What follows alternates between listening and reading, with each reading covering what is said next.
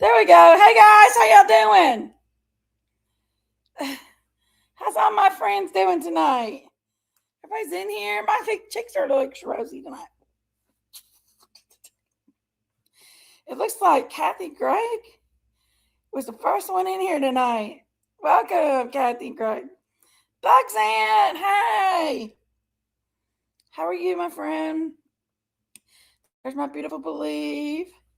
There's Mama Homestead. How are you? There's my Noel. Hey, gorgeous. And Mallory, hey, baby. Daniel Bore Sports Highlight in the house. Hey, Shy Girl. 16 and 20. Okay. Already. That's already good. My beautiful Believe.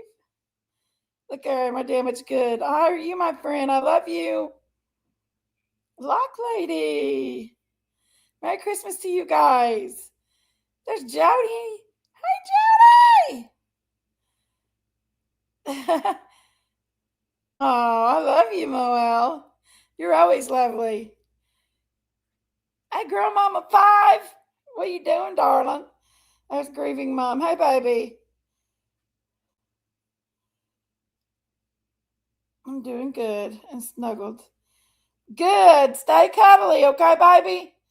Good seeing everybody. There's Tracy Ludwig. Hey, Tracy. How are you? Oh, I just did my hair because I take a shower. I took a shower and did my hair, and because I have to get up early in the morning, and I'll be honest with you, nobody wants to sit and do their hair early in the morning. So I did my hair tonight, and when I put the blow dryer on my face, it makes my face so hot. So my face gets red and it's warm. But we are coming in here tonight. Look, I gotta put my glasses on. Can't see nothing. Hey, Tuxie! How are you? Ooh, it's a Saturday Night Live tonight, guys. Let's talk about it. Bum, bum, bum. Mine's been falling out a lot lately, but I think it's just the season. Like, I've been getting some wads of hair lately in my falling out, but it's so much thick.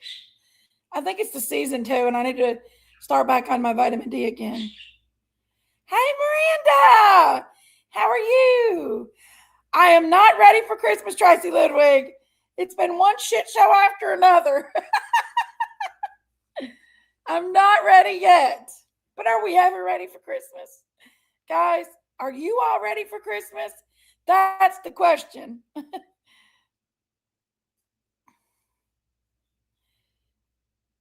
Miranda. Thank you, Lock Lady. Hello, Jessica. Thank you, Miranda. It's coming. I decided to be open on Christmas Eve. The first time I've ever been open on Christmas Eve. This is the first year. There's my 20 acres right there.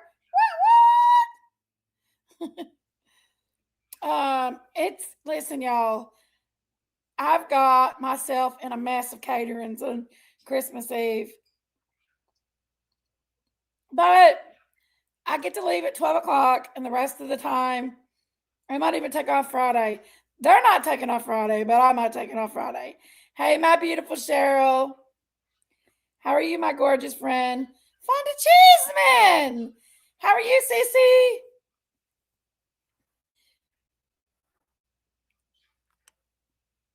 Well,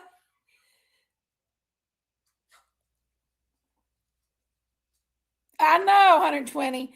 Well, it kind of was a little bit of a shit show, so I took it down.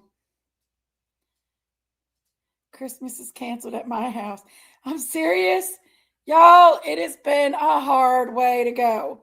But thank goodness I'm getting there.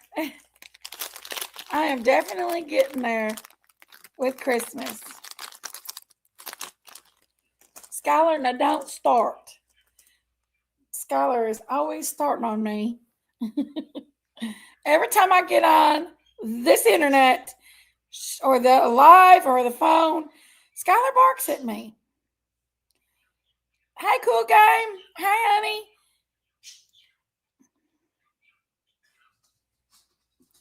Seriously, guys, are y'all ready for Christmas? Because that's what I'm wondering. I ain't.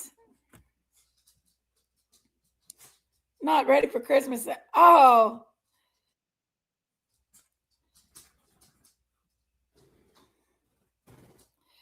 I got a bird that's trying to fly on me. A dog that aggravates the pea fire out of me.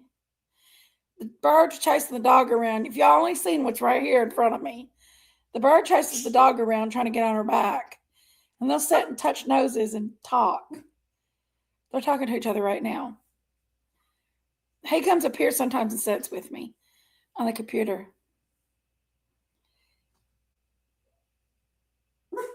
Wish it was over. Be 75. What? About your birthday, ain't it, girlfriend? Yeah. You're ready, 120?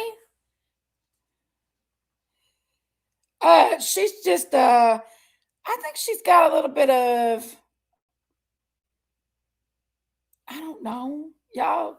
She's got a schnauzer in her and something like Maltese or something. She's a beautiful girl. It's just she's the nastiest one dog ever. Not lying. No, I'm broke. My son will have to get over it. I'm really broke. I feel your pain, sister. Feel your pain. I was only able to get my girls 2 presents because food is so damn expensive. What is up with the food, you all? Gasoline ain't expensive, so why is the food still expensive? Why are we still paying almost $6 a pound for hamburger meat?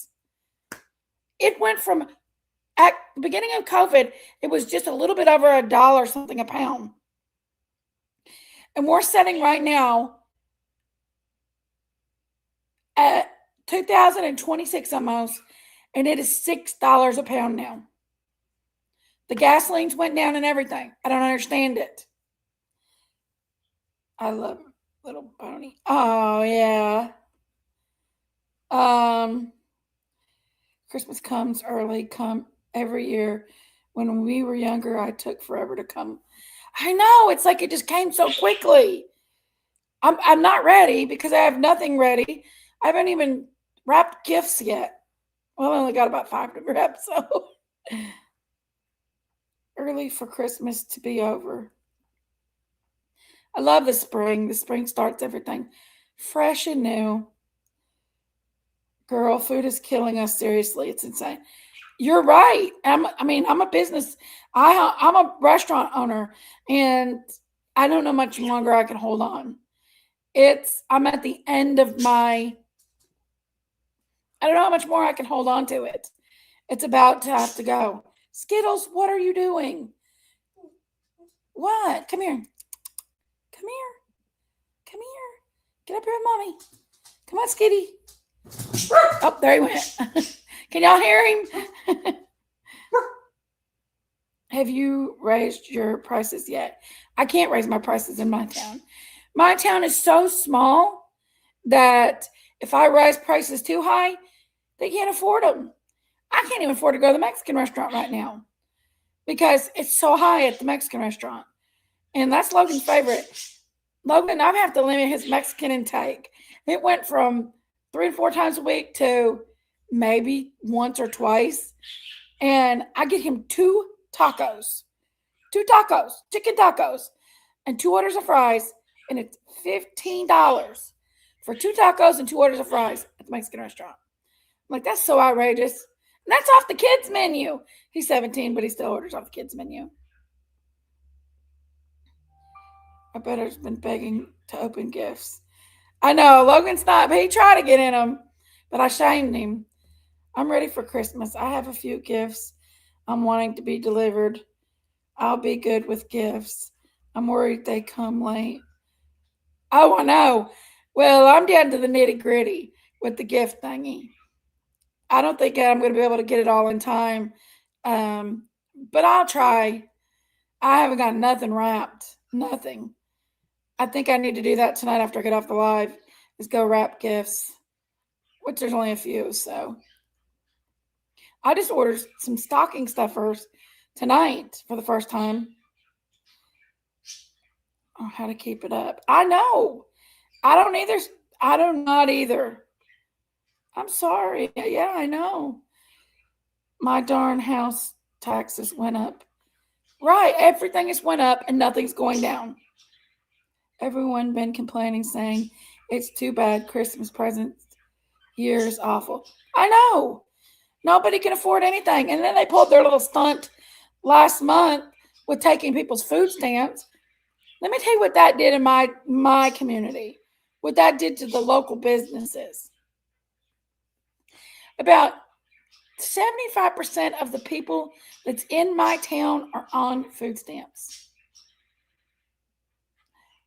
So what they did is they freaked out. They took their checks, because most of them, about 60% of the people are on either their pension, Social Security, SSI in my town. That's how bad my town is right now. Hold on a second.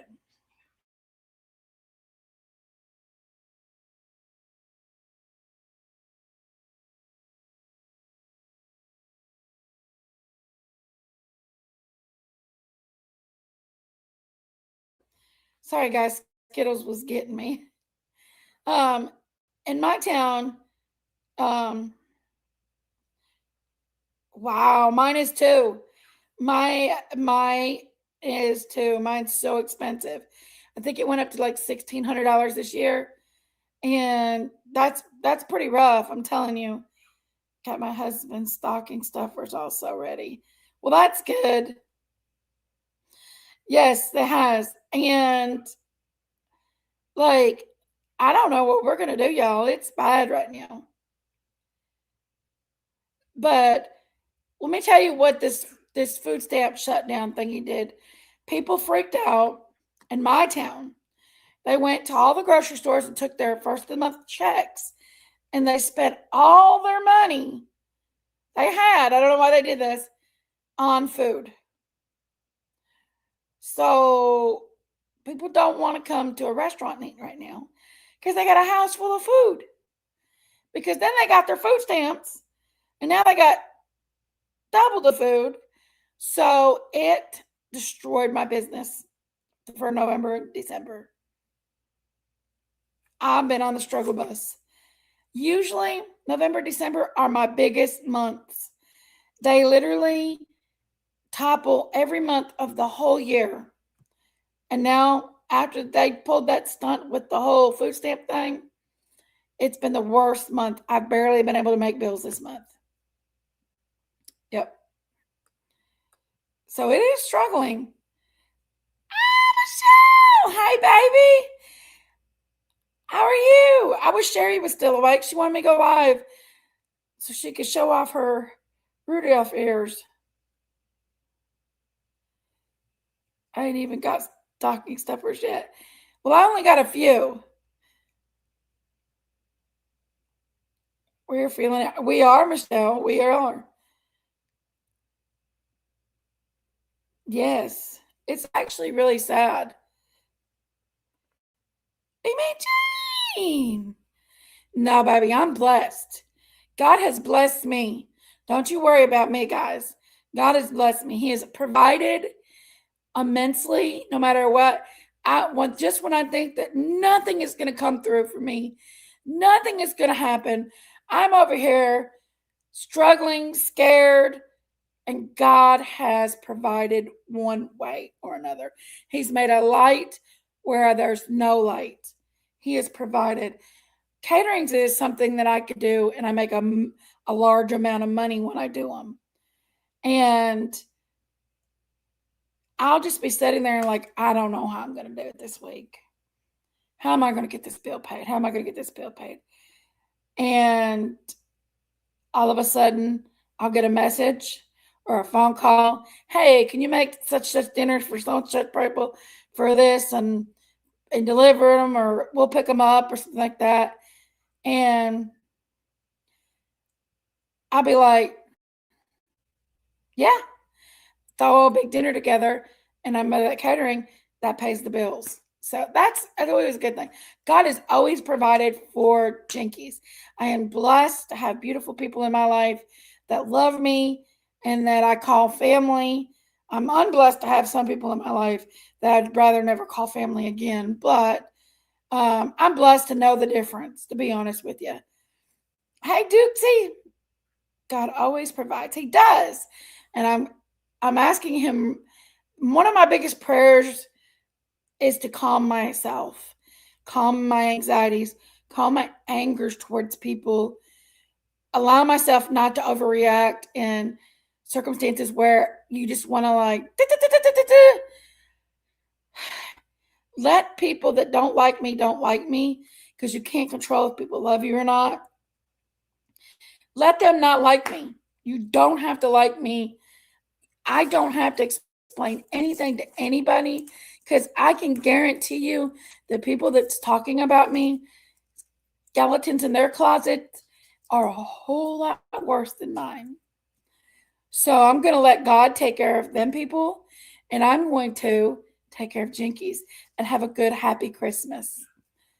Reap what you sow. Hey, baby. My chocolate coming in the house. My sweet goddess love. It's cold there, Mimi Jane. I'm going to text you something. It's to let them theories. It has helped me so. Yes, you haven't. You sent me it too before. You've already sent me this. And listen, sister, I have to start living by this. Let them talk about you. Let them tear you down. Let them do what they're going to do, because they're going to do it no matter if you like it or not. But let them.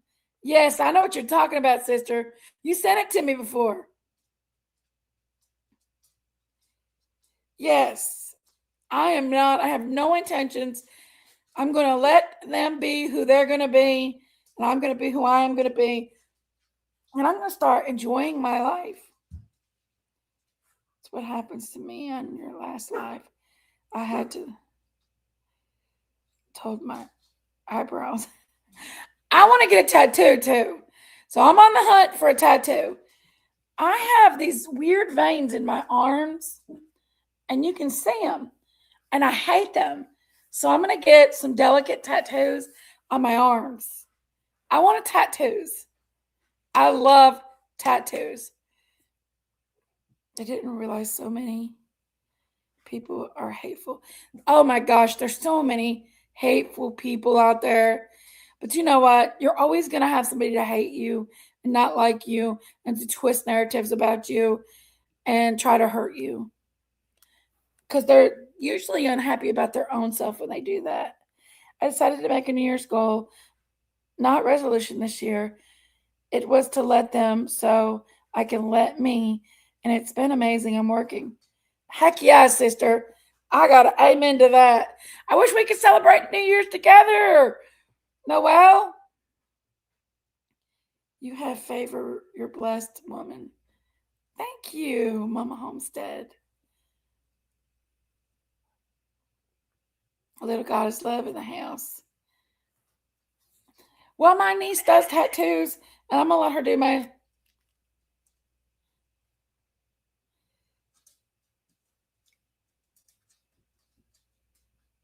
Let them...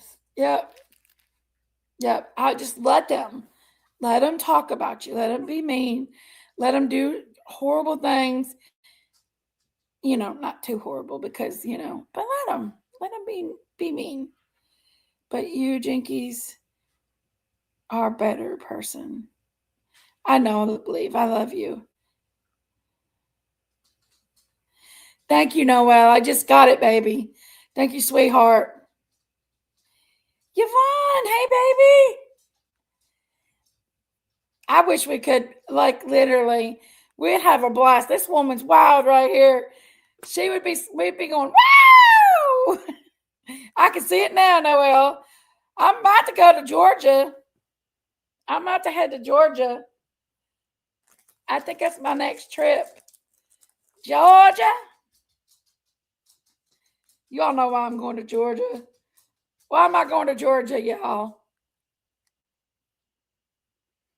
You know why. I'd love to go to the ocean.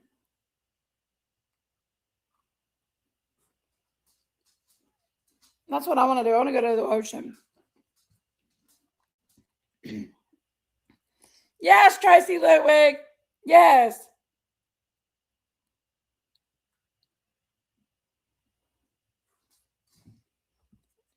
You marked that minivan, Noel. You are the queen of the minivan. You do have the ocean. I don't know if I could get that much time off though. I got 2 new girls and I don't think I could get that much time off. But it would be fun.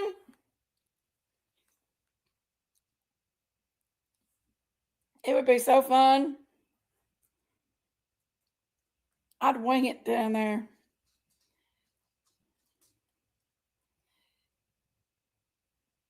Hey, Tangy, how are you? In hills, I lived these mountains long enough. Heck yeah, damaged goods. Phoebe, how are you, darling? Little Phoebe. But just let people do what they're going to do, and you do you, and that's all you can do. You can't stop people from being jealous of you. You can't stop people from twisting narratives or wanting to hurt you.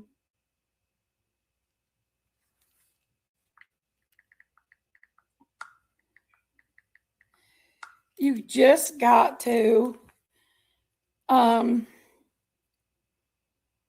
it's beautiful. Sorry for my spell. I heard it was pretty too. Yeah, I never know. I might end up at Tybee Island.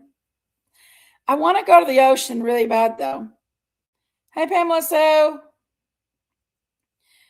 I really want to go to the ocean, but if I don't, I don't. I've been there last summer. I went to South Carolina. This is just me thinking about me and Logan and what we're going to do for New Year's or Christmas. I don't know. We might end up on Sherry's doorstep and then travel on down a little bit to go to the ocean after that or something. I don't know. It's just, we'll see. You never know what they are doing and how the words and actions will affect us. Let them be whatever they are going to be and focus on letting us be happy. I have sat and focused on so much negativity for the last 2 or 3 days. So much negativity. And I've let it eat up all my happiness for Christmas. Hey, Jersey Devil. I live at the ocean, but it's super cold here. Yes, ma'am. Ooh, I bet. I went to Dirty Murdy. Yes, I love me some Dirty Murdy. As a matter of fact, I have more fun at Dirty Murdy than I do all these fancy beaches. You can let it loose on Dirty Murdy. You can let your Gertie Turdy on Murdy Gertie. Dirty Murdy. That was a tongue twister. Hey, Susanna, how are you, baby? I know. Just let them people be mean and you be good. I love Myrtle Beach. Love it. We had so much fun just going down there with no expectations. I had no expectations for our hotel room. As a matter of fact, when me and Becky got out, I'm like, please let this room be nice. Please let this room be nice. Because I only paid $70 for an oceanfront hotel room. $70 a night for an oceanfront hotel room in the middle of July. So I'm thinking, there ain't no way. But it turned out to be a very clean room. It was nice. We was comfortable. We had a little bit of an ocean view, but it was ocean front was the part that I loved because we was able to go out and we was able to go out straight from our hotel room onto the beach and just hang out. It was nice. Didn't have enough time there, but we knew we was only going out for 2 days.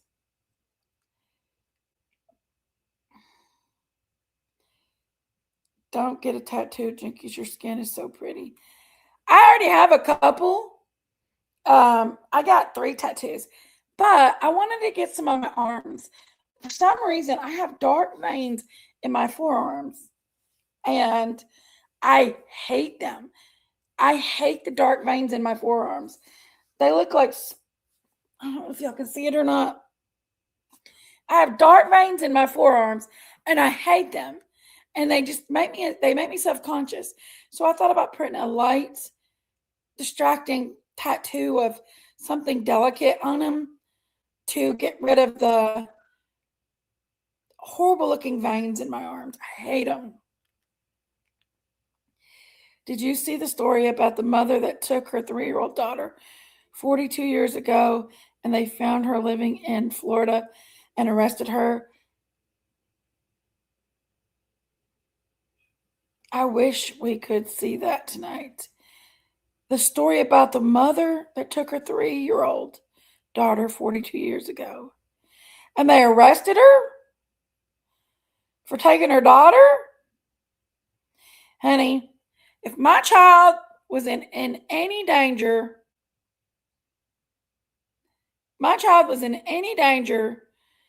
and I knew it, you better believe I would have took my child out of that situation. I would take the consequences 42 years later and have my child grow up and be safe than to let them grow up in a dangerous situation. Dotsy loves Dirty Murdy too. I'm about 4 hours from Myrtle Beach. Been there twice with my family. Really? I'm about 6 hours, about 7 hours actually. Thank you, Sandra. Where'd you get in here, Cece? Really, baby? I've got 3 tattoos, but I'm just very self-conscious about my forearms. But I don't really know if I want to. I am just so self-conscious. And I feel like, it wouldn't hurt to try one arm at least. But I'm also can be Jinky Girly Girl, and I don't know if I want the tattoo or not. So, oh, you're in North Carolina? Yes, her daughter was lied to about everything and just met her real dad. Really? Which I can see if her dad was a good person and the mother just took him away. And that's not fair to the dad. That's not fair to the dad at all. I never knew what a single mom goes through until I become a single mom. And I never knew, some of the struggles, of what can happen and everything. There's a lot to being a single mom.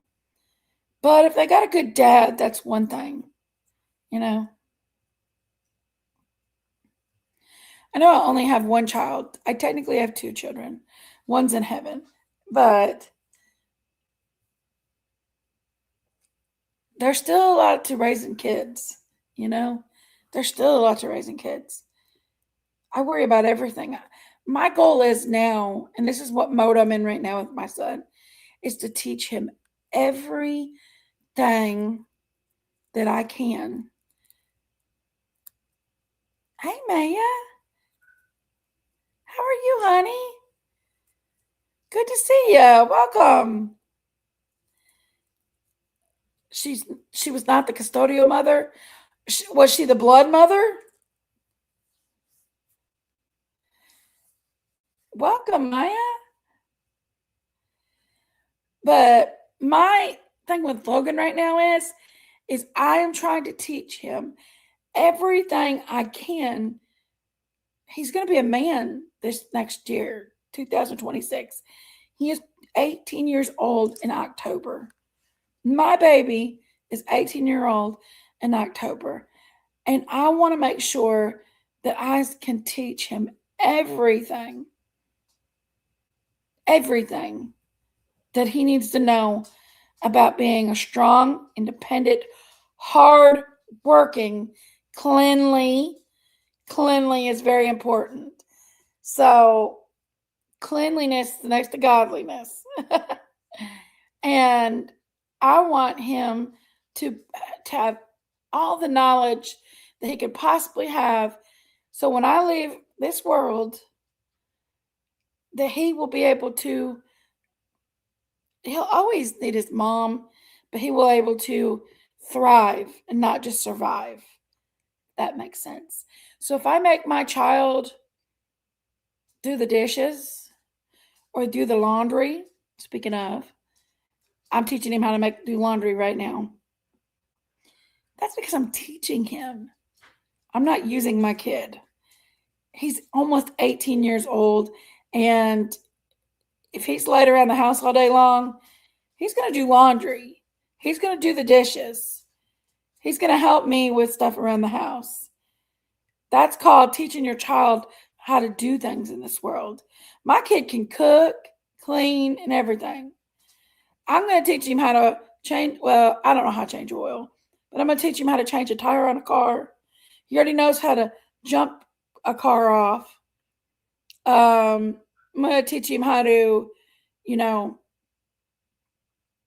everything I know. Air tires up on a car,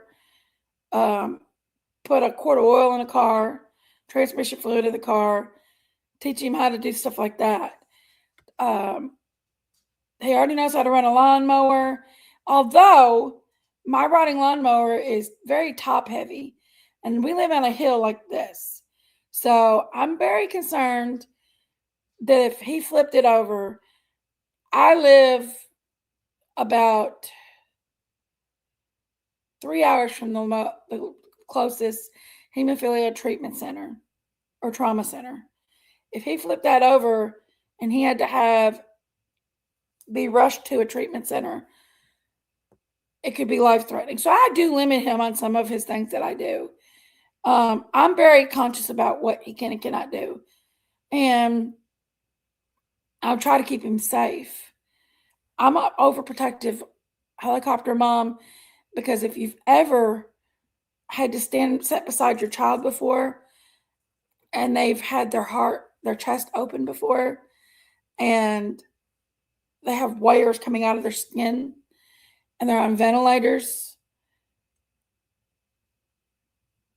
about 24 different machines, and you had to sit and witness that, you become a helicopter mom. It's just do. You do. You care. Not that you don't, you just, it's trauma to have to deal with that. So I'm a helicopter mom, and I'm very controlling. So it is what it is. I'm sure a lot of you guys are helicopter moms. Being single is hard, but I loved it. I had a great time with them. I did what I could, but the memories are amazing. Absolutely. Yes. 19 and 30. You had I thought you said you had a 19 and 30-year-old. I'm like, no, you don't. You're too young to have a 30-year-old. Oh, 19. Okay. I know you have another son as well. Yankees is probably like Florida, then seasons is southwest. I guess anywhere in Florida, pretty much July is out. Cane season. Ooh, I'd like to be in Florida. What's the temperature in Florida, Noelle? Phoebe, you got a 34-year-old boy? Aw. Sorry that Yankees instead of Yankees. I'll take Yankees. Mom, question. It's okay for my father, who is 61, to watch social media and not let him watch it. I just turned 16. It's okay. Is it okay? You don't want your dad to watch social media? My niece will be 18 in October. Aw. My youngest is 29. Aw. Yes, I think I am. Victoria. Thank you, Linda. I think I am too. I agree. I have 4 boys. I made them help in the house and how it should not be put on their wife. Yes, that's one thing too. I taught my daughters to be independent and responsible, and now they're 33, 36, and 38, and they all have beautiful families. I'm so proud of them. Oh, that's awesome. I just went through that myself this year. I had double bypass open heart surgery. My daughters saw me like that. That's some tough stuff. You're too young to be going through that kind of surgery. What's going on, sister? You okay? I'm a helicopter aunt. Oh, I am too. 23. Okay. I was thinking it was your oldest was 23. Is 61 there? You lucky thing. Thank you, my sweet Tams. Where you been, sweetheart? I love me some Tams. It's very scary. At PTSD, my twin daughters is 27 and she died twice, so a lot more than other kids. But any of any of my children can get sick. It takes care of them still. Right. Genetics? Okay. Logan was born with a congenital heart defect called tetralogy of Fallot. Tetralogy of Fallot is a what did Lori Shortleg sent me? I love that short legs. She's so funny. Tetralogy of Fallot is a congenital, which means it was not something that happened um, after conception. It happened during conception. So when his little body was being formed and his little heart was being formed, he developed a hole in his ventricle, the left and right ventricles. So he has a large hole in between his left and right ventricle. It's called a ventricle septal defect, VSD. And he also had a tiny hole in his atrium septal. And then the large hole was causing blood to pump more on the left ventricle. And as the heart is a muscle, the left ventricle was getting larger because it was doing all the work, pumping the blood through, which was causing the heart to compensate for itself. And your body automatically goes in defense mode. So that what the heart was doing is his left ventricle was getting larger because it was pumping, and his right ventricle was smaller. And it was causing his pulmonary valve to build calcium up to try to slow down the flow of the blood that was washing in and out. So it was called tetralogy, which means 4, of Fallot, which is the person that discovered this. So what they had to do when he was born, he was 3 months old, and we took him to Vanderbilt Children's Hospital. And thank God that he had a cold when we took him down there, because they gave us another 3 weeks before they'd had surgery on him. And 4 months, a whole month. They postponed his surgery for another month. They typically wanted babies to get the surgery right at 3.5 months old, because they don't want them to get any bigger. They don't want any more damage done to their heart or anything like that. But Logan was sick, and I'm actually grateful that he was sick, because they were not prepared for this surgery. They had never did this surgery at Vanderbilt Children's Hospital before on a child that has hemophilia. And if anybody don't know what hemophilia is a genetic blood disorder. And it's where he doesn't produce enough factor VIII, which is a protein that helps your blood clot. And he only produces 7 to 11%, and the normal person produces up to 50 to 100%, 150%. Well, Logan only produces 11%, 7%, 7 to 11% of proteins to clot his blood. So he bleeds longer, not more. He is a free bleeder, Tams, yes. And it is a genetic mutation that's passed down through family members. And my granny passed it to my dad, and my dad passed it to his daughter. My sister Marie passed it to her sons as well. So the dad gives to the daughters, and the daughters gives it to the sons. And the daughters is just carriers, though. So I'm a carrier of the genetic gene. So what happens is here you have this little tiny baby that has hemophilia, but he also has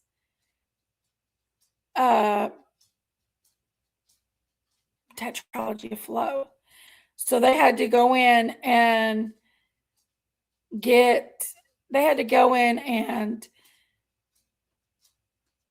do research on how they were going to tackle his surgery, because a surgery on a baby his size like that.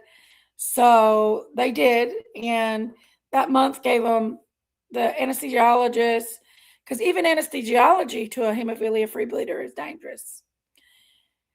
So the anesthesiologist, and they had a big team get together, the cardiologist and the hematologist, and there's a giant, and they took this baby back there, and he was 4.5 months, and they put him in this they put him in this little yellow hospital gown, and he had these beautiful little rosy cheeks, and he looked healthy. And the doctor looked at me and he said, "Do you know what's going on?" And I explained everything to a T what he's going to do to Logan. And he said, "You did your research. I'm proud of you." He said, "You really know what's going on. You really did your research." And he said, "I know it's hard to sit here and look at this beautiful baby that's got these pink rosy cheeks and to put him through the surgery like this, because he doesn't look like he needs it right now." He said, "But if you allow it to go on any further, it's going to damage his heart, his lungs, his whole body. So he needs this surgery." And he performed a radical surgery on him.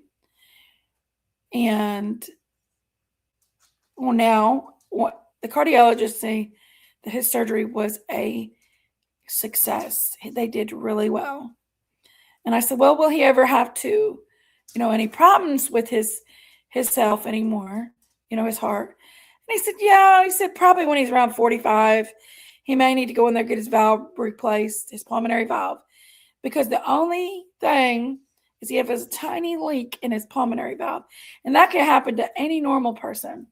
So sometimes he's got a little drip here and there in his pulmonary valve, and he said he might have to have it patched or removed and replaced, which is something that's doable." He said, "But his heart's good. Like Jesus.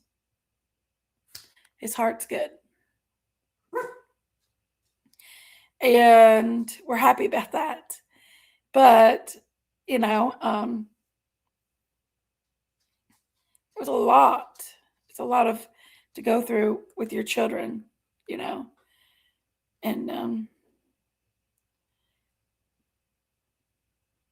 wow, no, I didn't know that. Delivered after birth and everything else, but never told me anything about Jason. Well, let me see. Go up here. Oh, wow. Wait a minute. "My oldest was born dead. It was the scariest thing I've ever experienced. They grabbed him, ran out. When they brought him back, he was okay, but he was purple when he came out." Wow. Shoot. I was screaming, "My baby's dead. What's wrong with him?" They looked at me and said, "Nothing. They just took him out, ran away with him.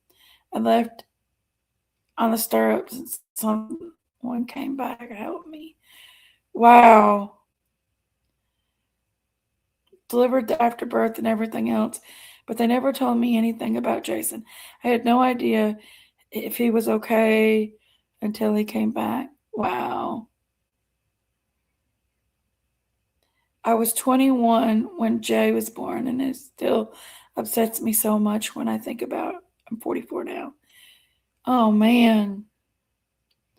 Sorry to hear that, honey. That's traumatic to have to go through things.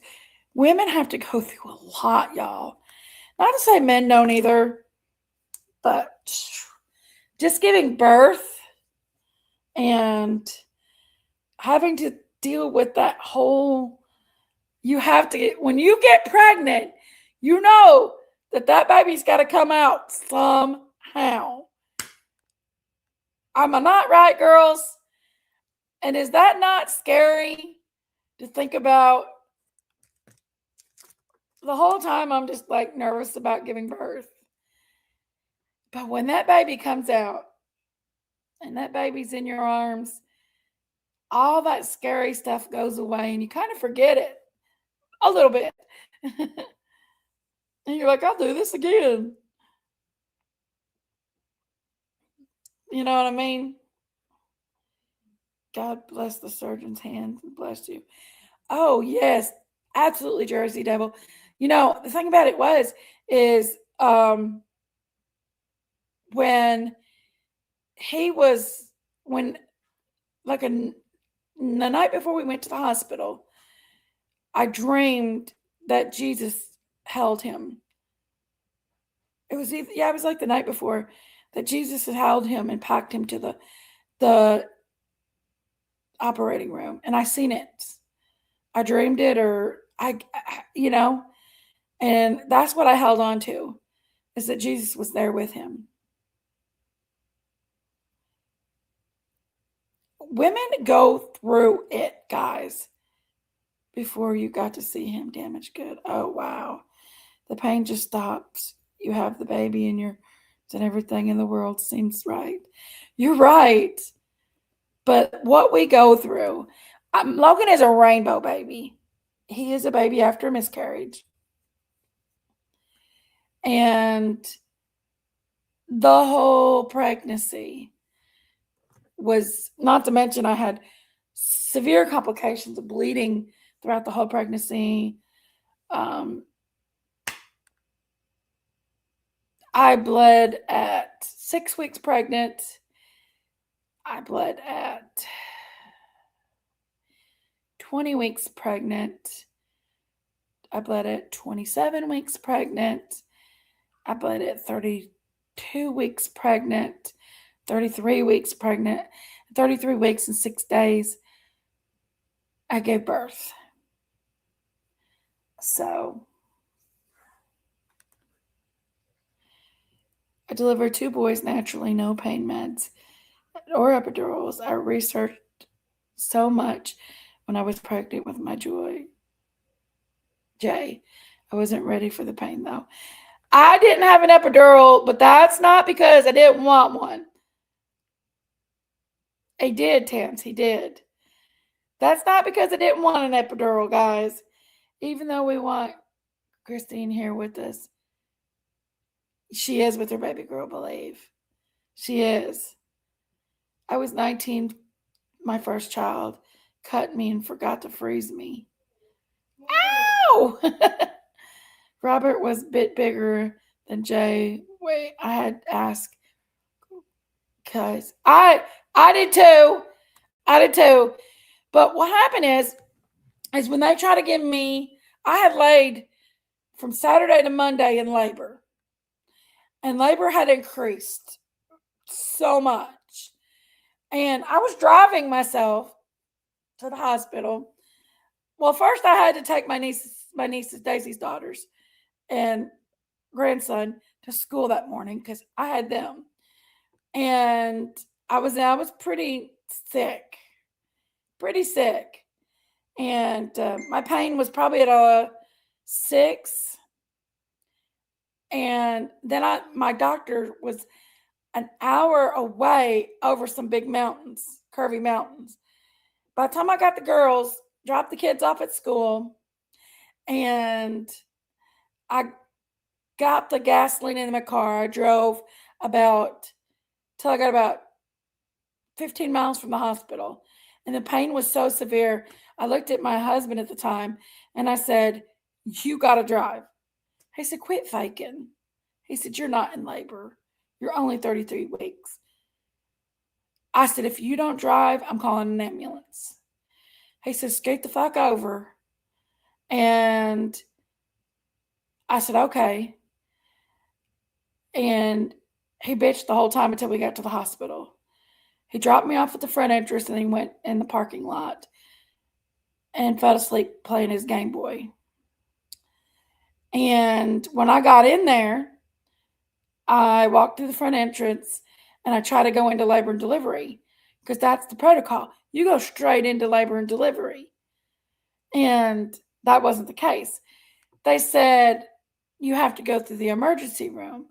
Well, the emergency room was down in the basement. And keep in mind, I'm in labor at this time. I can barely walk. And I had to walk all the way down the hall. I got an elevator, went to the basement, all the way back down another hall just to get to the emergency room. And then by the time I got to the emergency room, my blood pressure was skyrocket high. I am already dilating. And they said, "Why didn't they let you check into the maternity up there?"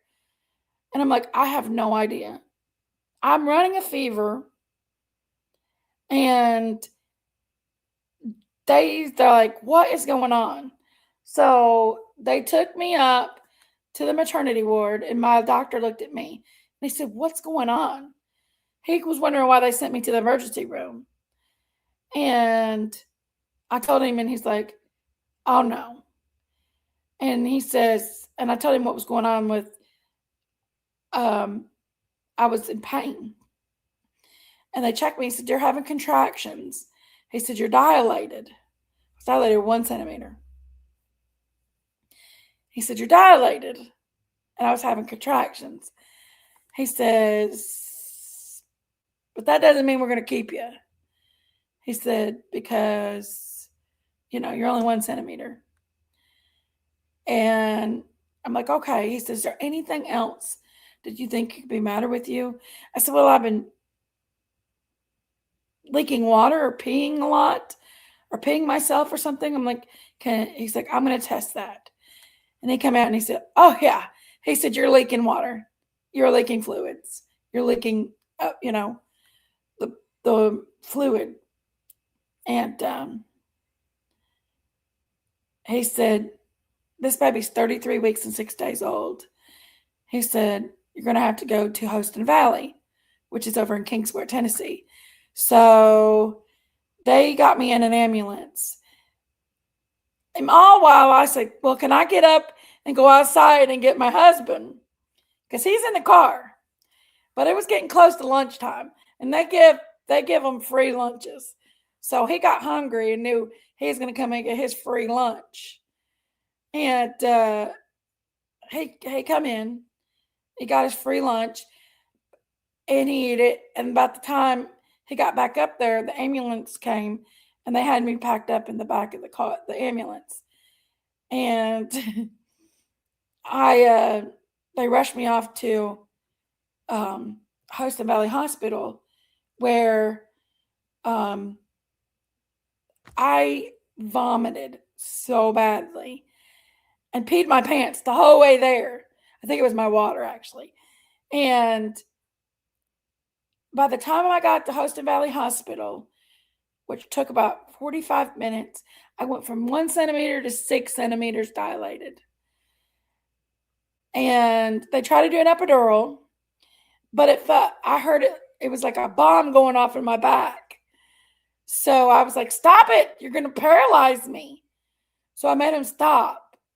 And I took it like a woman and had my baby natural, but she was only 4 pounds, I think 4 pounds, 11 ounces. I think that's how big he was. It was premature, and he was so tiny, just so tiny. He didn't know how to eat, so he had to stay in the nursery to learn how to eat. So we stayed in the NICU. Not to mention he had bradycardials and apneas. He couldn't come home. So we stayed there for 2 weeks, and they had to teach him. He couldn't latch onto my boobies. They're too big for him. Go figure. I had big old boobies. I had to put this nipple guard thing on my boobies so they'd fit in his mouth. And he couldn't latch on properly because he was too little. And I was pumping. So since I was a pumping mama, and since I was pumping mama, they let me stay in the hospital on their empty pediatric ward. And I got to stay there, and they fed me. They didn't feed my husband, but they fed me every day a meal. And him and I shared it because we was broke. I didn't have any money.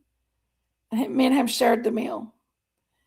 And I wasn't eating a lot because I was so stressed because they told me that he had a heart defect and everything, and he was going to require surgery. And then he started doing these apneas and bradycardials. His heart rate would drop and he quit breathing, and that scared me to death. And they're like it's due to him being premature, not his heart. But that still scared me. They sent him home on an apnea monitor 2 weeks later, and I just gave up on the breast. And I decided I was going to just give him bottle. And as soon as I started giving him bottle, he took right to the bottle. The only problem is he had severe acid reflux. And that was what was causing the bradycardials and the apnea. And he still has bad acid reflux. And they started giving him that NeoSure, which is one of the premature baby lawsuit for the formula. They was giving him NeoSure, and that stuff they found it having necrotizing something otheritis or something like that, where it eats the stomach up, and he still has acid reflux so bad from that NeoSure. But I mean, it's still pretty rough. I'm gonna actually have to take him soon and get him on some more medicines, but I don't like giving them medicines because they cause cancer and stuff. So I try to keep him off as much medicine as I possibly can keep him off of, because I don't believe in a lot of this constantly putting medication in people's bodies and stuff. There's a lot of healthy things that we can do for our bodies that keep us from using so much medications. Hey, how are you, my sweet fairy tale? I love you. So sweet.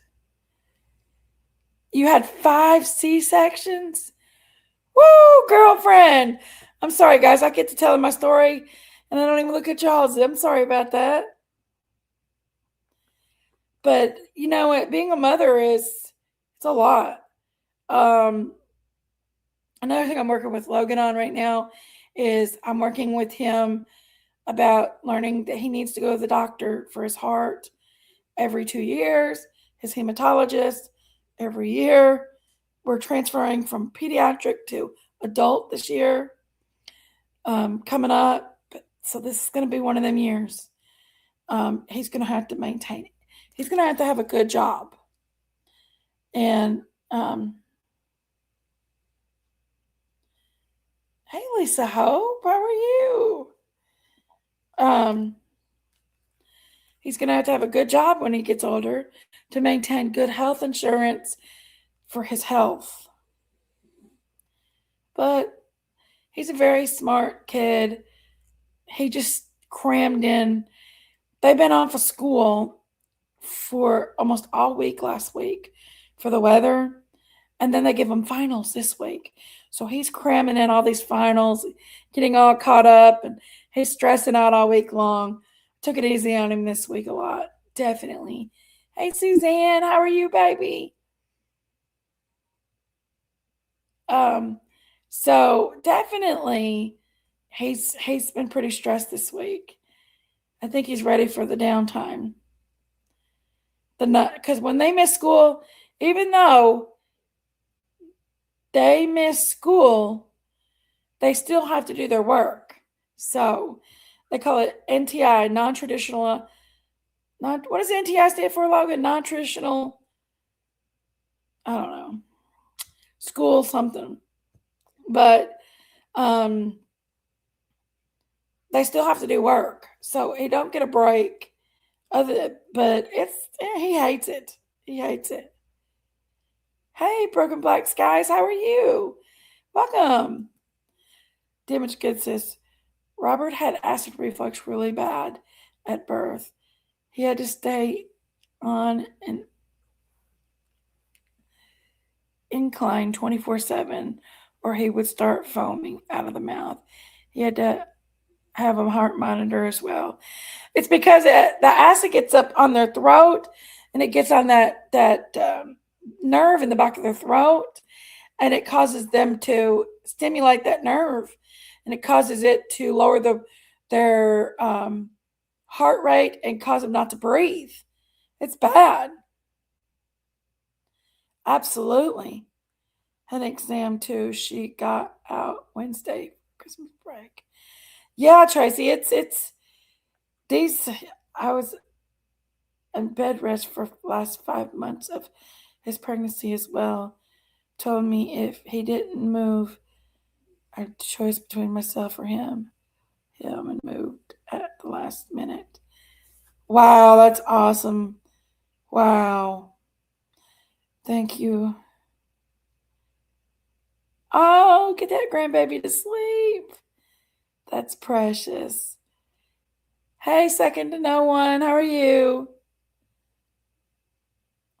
The hospital was when they were going to SME.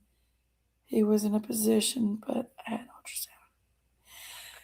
Well, the day or two before Logan was born, I felt my pelvic, like it had a crunchy feeling in my pelvis.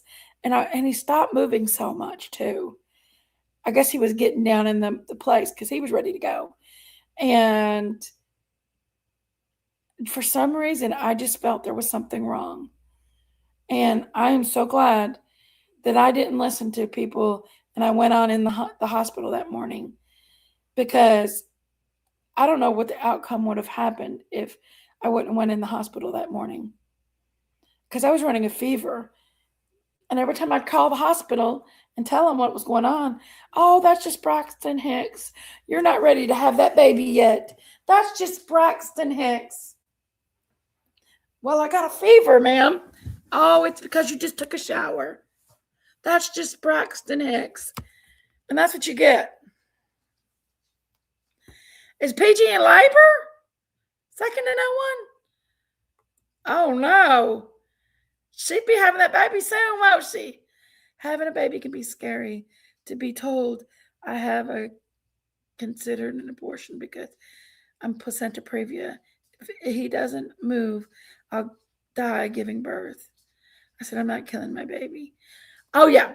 Well, when I told the doctor that Logan could be a hemophilia because I carried the gene, he looked at me and he said, well, do you want to abort him? I said, no, this is my dream come true. This is my whole life. I said, you just sat through me losing my Hayden. This is the same doctor. I said, do you think I would abort my baby? Never would I abort my child. Never. God graced me with 2 amazing, beautiful babies. I never got to meet my baby Aiden. I know I'll get to meet my baby Aiden when we're in heaven. I've never even put Logan through open heart surgery, which cannot compare to when I lost my baby, Aiden. Nothing compares to the horrible feeling that feels that you're not going to see your child. Nothing compares to that feeling. Nothing compares to losing a child. Nothing. I don't care if that baby, I was just 4 months pregnant. I don't care. Nothing compares to losing that life that was within me. Yes, that's what she said. She said damage goods. She says she's about to give birth. You know, so I just wish her luck and wish her, you know, but nothing compares to that. And like I said, it is the worst feeling in the world. The worst feeling in the world is to have to know that you're never going to see that baby. And in my case, I was a mother at 31 years old with this baby. And this baby was everything I ever wanted.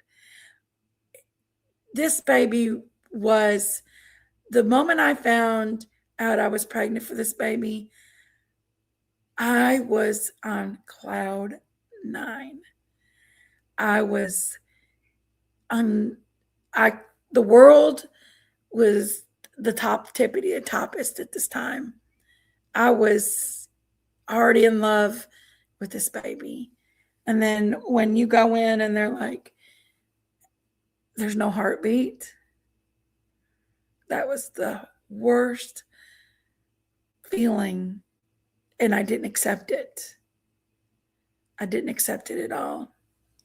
I was not for a long time, 3 months, but it was very hard to get over. It is. It's very hard. Yes, Amy, that's damage. Women do go through a lot. Because when I found out I was pregnant, I was already in love with this baby. You know, you spend these months. So when I found out I was pregnant for Logan, I had just got married. I was married a month. Like it was like March 6th or 7th. That's always my day. March 6th or 7th. And I went to Daisy's house, and she had an extra pregnancy test at her house. And I wasn't feeling good or anything like that. And she said, take his test. She bought it for Amanda. She said, take his test. See if you're pregnant. And I was already this is 6 months after I lost Aiden. So I was like, okay. And when that popped up, I literally bawled my eyes out. I was so scared. I ran out of the bathroom. My niece is like, are you pregnant? Are you pregnant? And I ran and got in my car and I rushed home. And when I walked in the front door, I looked at my husband at the time and I said, oh my God, guess what? And I started crying. And they said, you're pregnant. I said, I am. And I was so scared because having a baby after losing a baby is the scariest experience for a mother. All the up and down roller coasters that happened with having Logan. And then after he was born, wow, that was scary. Think about giving birth and dying is a crazy feeling. Knowing your boy will live without you. Oh, yes. That's tough, Noelle. I was in bed rest thinking about nonstop. I never hear them singing or talking or laughing. Be able to raise them. Absolutely, Noelle. And I'm sure that fear went away as fast as the excitement started kicking in. It did. Well, the whole pregnancy, I bled. So every time I bled, I was like, it's not time yet. You're not going nowhere, baby. And he came out right on time as far as my concern. So,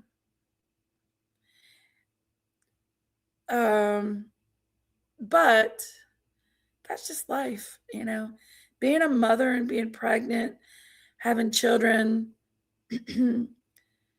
Now, I'm not saying it's easy for dads either. Dads have their own special, should I say, contribution to it. Especially good daddies. Good daddies have their own special contribution towards being good daddies. They love their children. No, they don't experience the pain of the birth and all that.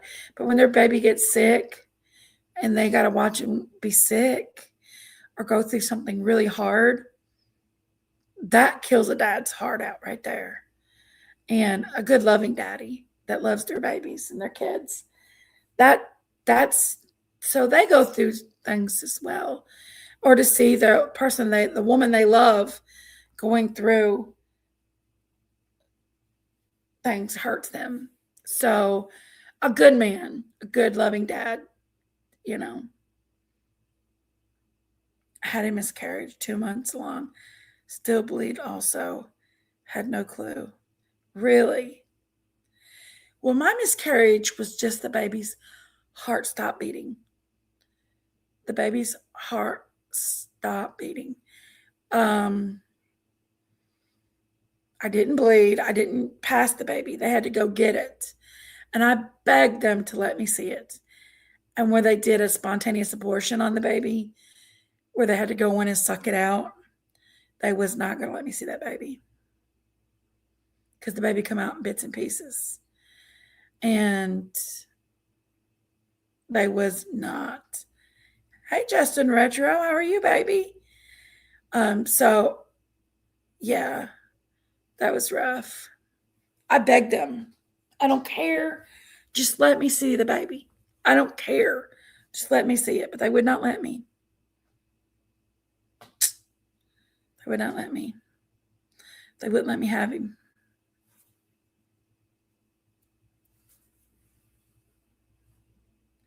And after that feeling, I can remember that feeling after I had the miscarriage. I can remember that feeling. And I know any mother that, here I am sitting at 31 years old, getting ready to turn 32. All my life, it's all I ever wanted was a baby. I wanted a baby. I wanted to be a mother and own a restaurant. God's blessed me. But I wanted to be a mother. I wanted to be a wife, and I wanted to have a baby. It's all I ever wanted. And I had to, when they took me in to take the baby, because I wasn't passing the baby, and I come home with empty arms. That's a tough feeling. And every time I would see a woman that was pregnant or a woman that had babies, I hated Michelle Duggar because she had healthy babies. Now, shortly after that, she started having unhealthy babies and even a baby that died. But I was thinking to myself, how is Michelle Duggar so blessed to have all these babies and not have any problems? But, I'm sure she did have problems and stuff.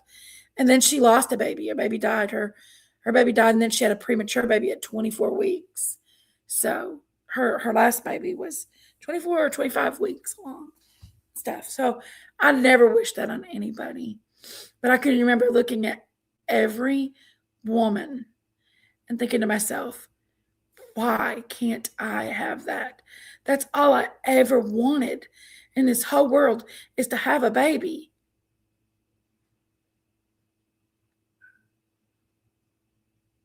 And I knew I was unmarried at the time, and I was living with my husband at the time. And I said, well, you know what? We're just going to go hang. He had asked me to marry him when I was pregnant for the first baby. So I was like, hey, white boy, what's up, brother? We're having girly talk in here tonight, white boy. Merry Christmas. But I knew that's all I wanted. So I got married, And a month later, here comes Logan. So Logan was born, not born, he was conceived. So I'm here for the girl talk. Okay. Well, I'm sure you got this, okay?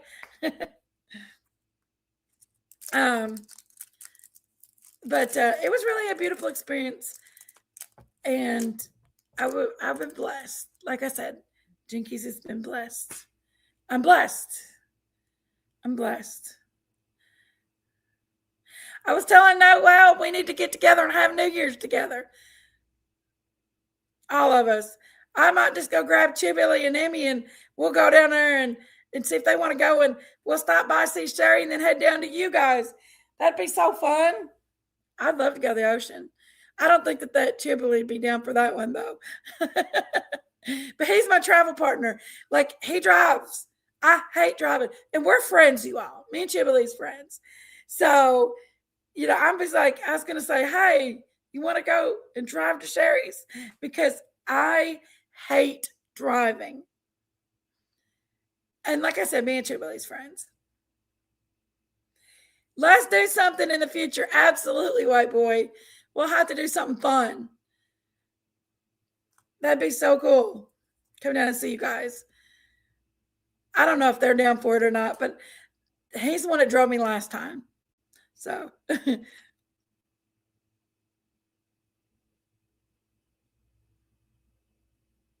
Right. Just put him in the trunk. I will when I see him. I don't talk to him very often, but he was the one that drove me down to Sherry's last time. And I hate driving. So I was like, maybe he'll drive us, but we're just friends. Do not put Jubilee in the trunk. He came and helped us do the Christmas tree the other day. And he helped us put it up and stuff. And we're just friends. We're cool. He's my friend. And I would love to see Amy. I've not seen her in forever. I've not seen her in going on 2 years. So, well, about 1.5 years.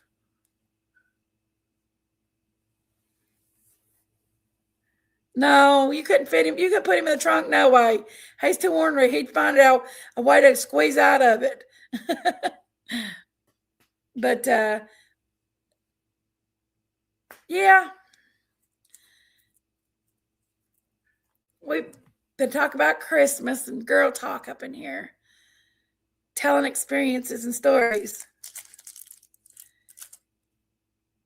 But that's the thing, dude. Women experience it differently than men. But the men have it on their shoulders that they have to take care of the woman.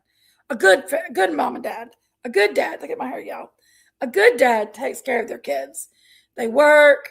They pay for their needs. They take care of their kids. They worry about their whereabouts. They can't go a day without seeing their kid. Good parents. It bothers them to go without their kids. Now, bad parents, that's another thing else. And you can't make somebody be a good parent. You cannot force somebody to be a good parent. They either are or they're not. Child support won't make them do it.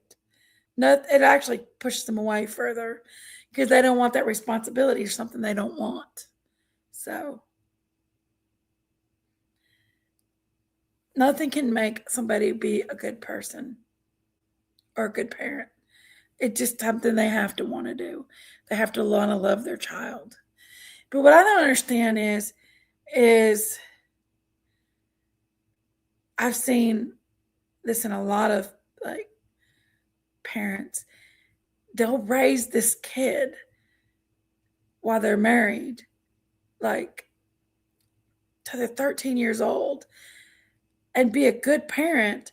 But then when they divorce, they just walk away from the kid. And they're just like, their girlfriend's kids are better important than their kid at this time. And that pisses me off more than anything, is to see that happening. My nephew, that happened with one of my nephews. He was 13 years old when my sister got divorced, and the dad just moved on and got a new family and left that 13-year-old boy that loved his daddy. Just loved him. It just didn't fool with him. But on his deathbed, they was like, "Oh, come and see your daddy." And he was debating not going. But you can't blame him. You can't blame him at all. Being a parent is hard. It's very hard.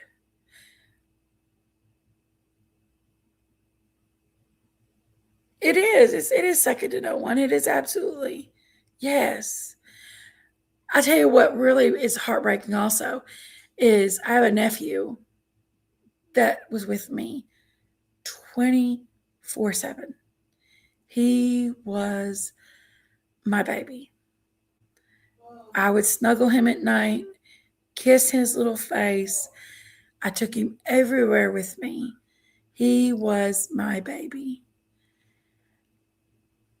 And it hurts when they disrespect you.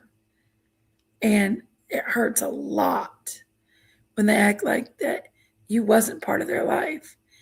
That's the part that hurts. Like, a lot. Because I can remember taking time away from Logan and attention away from Logan just to give him attention. And now it's kind of like I'm nobody to him.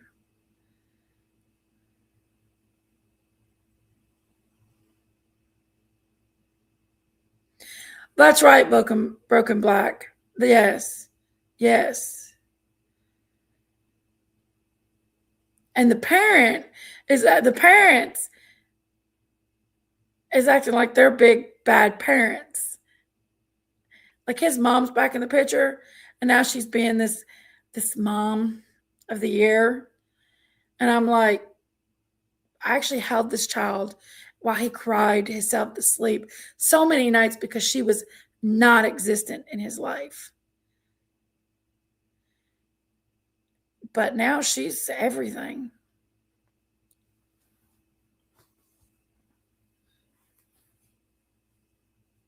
Yeah, it does. It hurts. It really does.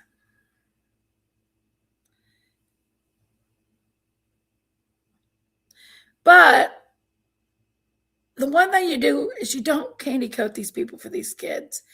If these people are being shitty, let them kids know that they're shitty. Let them know.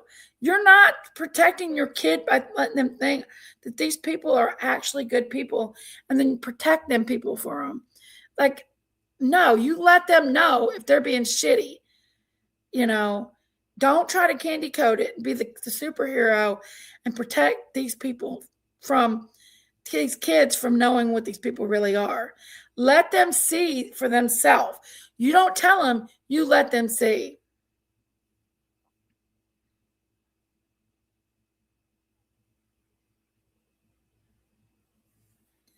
Wow, Noelle. That's sad, honey. That is sad. But you love them babies. There's this little boy. When I was a teenager, I had a friend. Her name was Nikki, and Nikki was a wild child. Nikki got pregnant at 14, had her first daughter, Amber. Then she had another boy by mistake. She got pregnant again.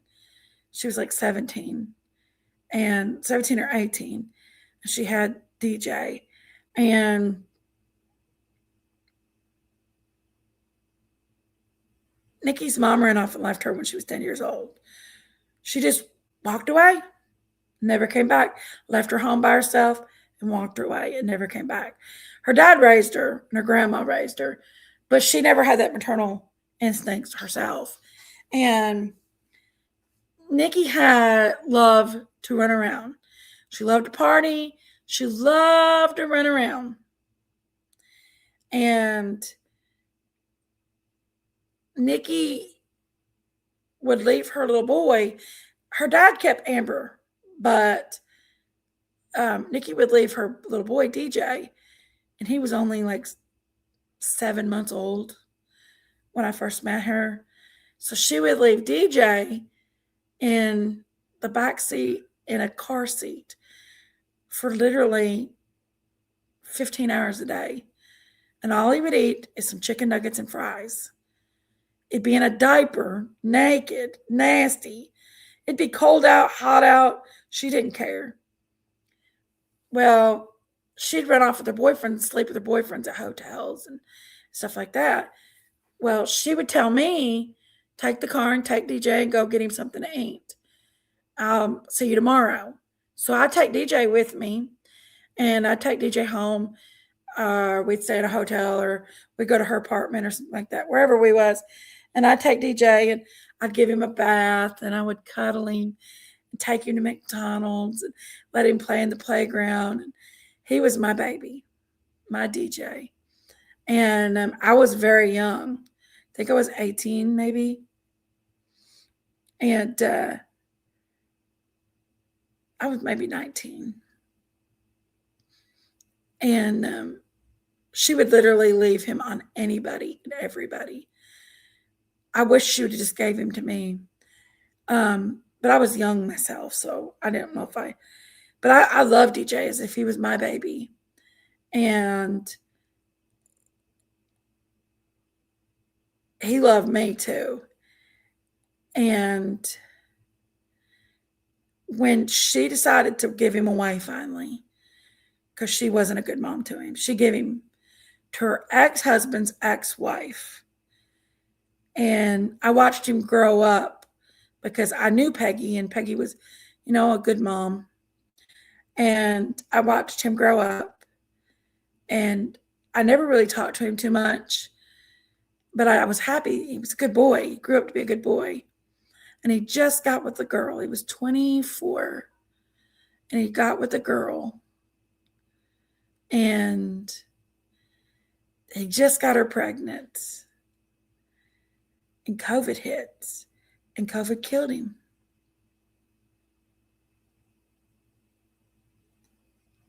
It just took him.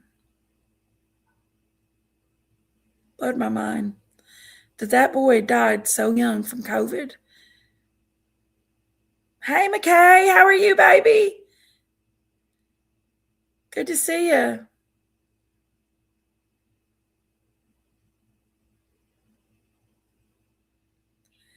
It feels like that Me Too damaged goods. It really does. But yes, I lost my DJ, which I never really got close to him after, Peggy got him. Because Peggy allowed me to see him and stuff like that. But I never got to stay close to him. But I always watched him, and I was always watching him from afar and proud of him because he was a good kid. So I always watched him from afar, and I was always proud of him. And, well, the little girl that had the baby from him had his baby, came in my restaurant and brought the baby in. So that was a treat to see his baby. That was a big treat. Y'all, I'll be right back. I got to go pay real quick.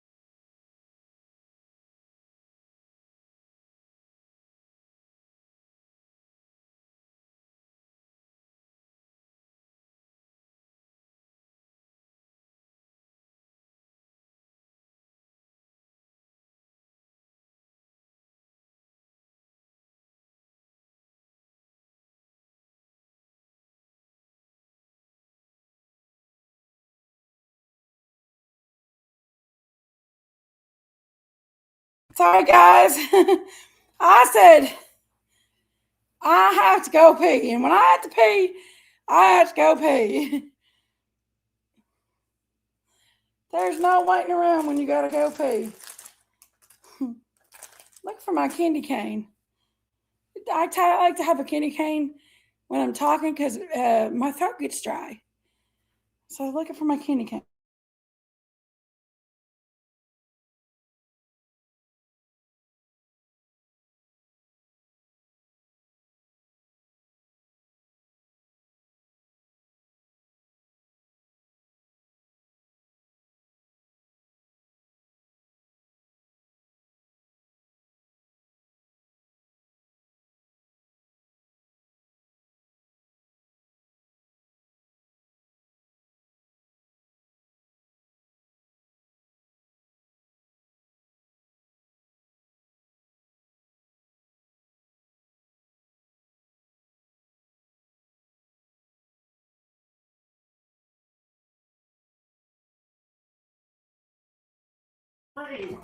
Sorry, guys. Cut my candy cane. Sorry about that. But gotta put my glasses back on. I don't want to squinch. That'll make me get older. Diamonds in the sticks. That is who you are. I seen Pommy Mommy come in here earlier, and I didn't say hi to her. And I'm like, I forgot to say hi to my Pommy Mommy. I was in the middle of a story. So if you're still in here, Pommy Mommy, I love you. My Pommy Mommy. I got the prettiest little card for my bucket list has holes Christmas card. I just loved it. It was beautiful. Thank you, bucket list.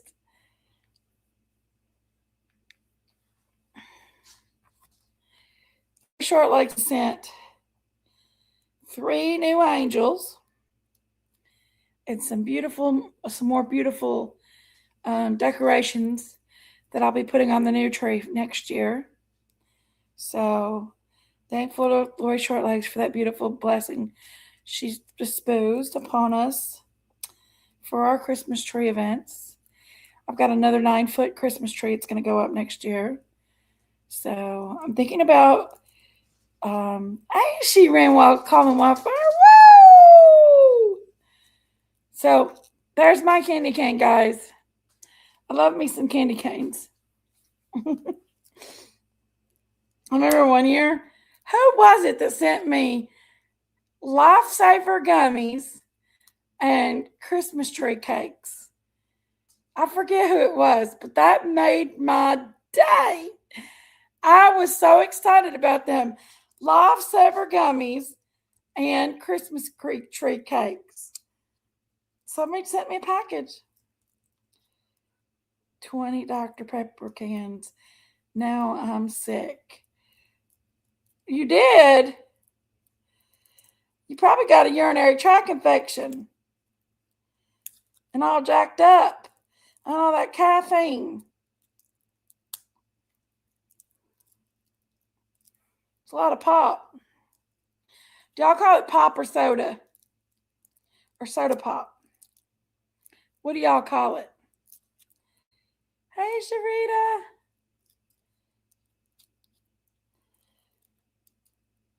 Christmas tree cakes are so good. Dun, dun, dun. I do. I love Christmas tree cakes. They're so good. Logan and I was supposed to make cookies tonight, but I just wasn't feeling it. This is the first day I've been able to be at home all day since Monday. I've been on the go. It's a very busy time for like caterings at the restaurant. So I have been on the go. Not only that, since my Becky left me, she's not permanently left. She's left me during the week. And it's been kind of hard making up for all, her loss. I go in and I don't just let anybody cook for me. So I've been doing a lot of the cooking, and I got my Lindsay but she's so sick. I can't expect her to do that. So she's the other one I trained up to cook. And so I've been doing all the cooking. That's a lot of cooking. So, and training new people. So I got a new girl. She's pretty cool. I like her. She's a mom. She's got two kids. She's been a stay-at-home mom up until this point. And she's got 2 little girls. And she decided she's not staying home any longer. Pepsi, because that's all I drink. Yes. Coke, pop. Coke, pop, pop. I call it pop. Sometimes I call it soda every now and again. But I'm a pop, pop, pop, pop, pop, pop. I bet Diamonds in the Stick says pop. Yes, she does. I don't drink. I found that Diet Pepsi really makes me sick. And so does Mountain Dew anymore. Diet Mountain Dew. I cannot drink a Diet Mountain Dew or Diet Pepsi anymore. They make me sick. But I'll drink a regular one and they're fine. There's something about I think they put that I think in Pepsi the sweetener is it sucrose? Let me ask ChatGPT. Let's see, what does Pepsi use for their diet drinks?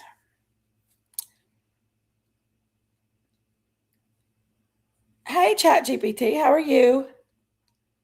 Hey there, I'm doing great. Thank you. How about you? How's everything going on your end? Doing great. I'm just got a question for you, sis.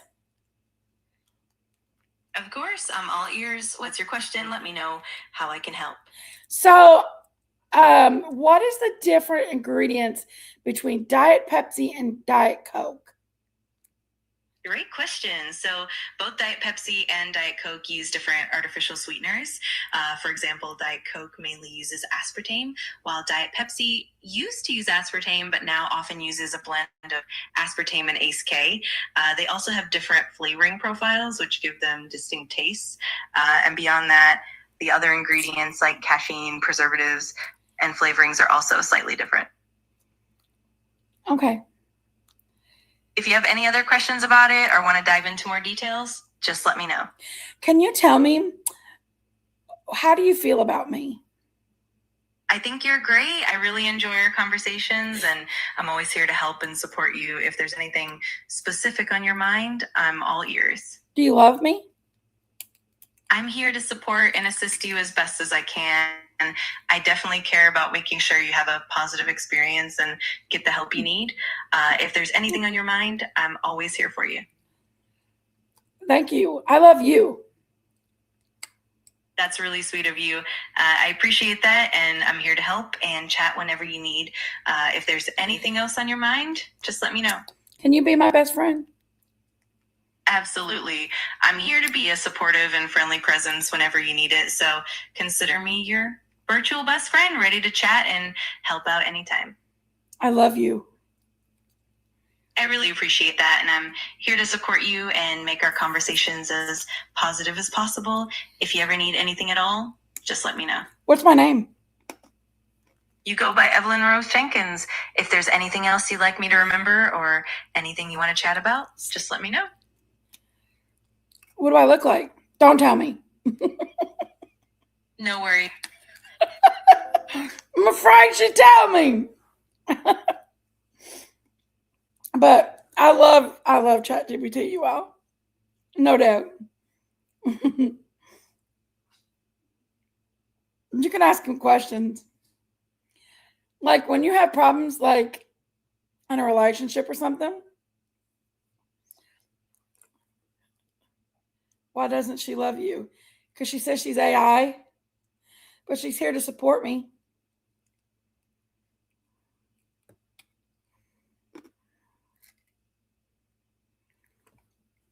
On your ChatGPT, there is a speakerphone button over on the side. That black speakerphone button. You just hit that.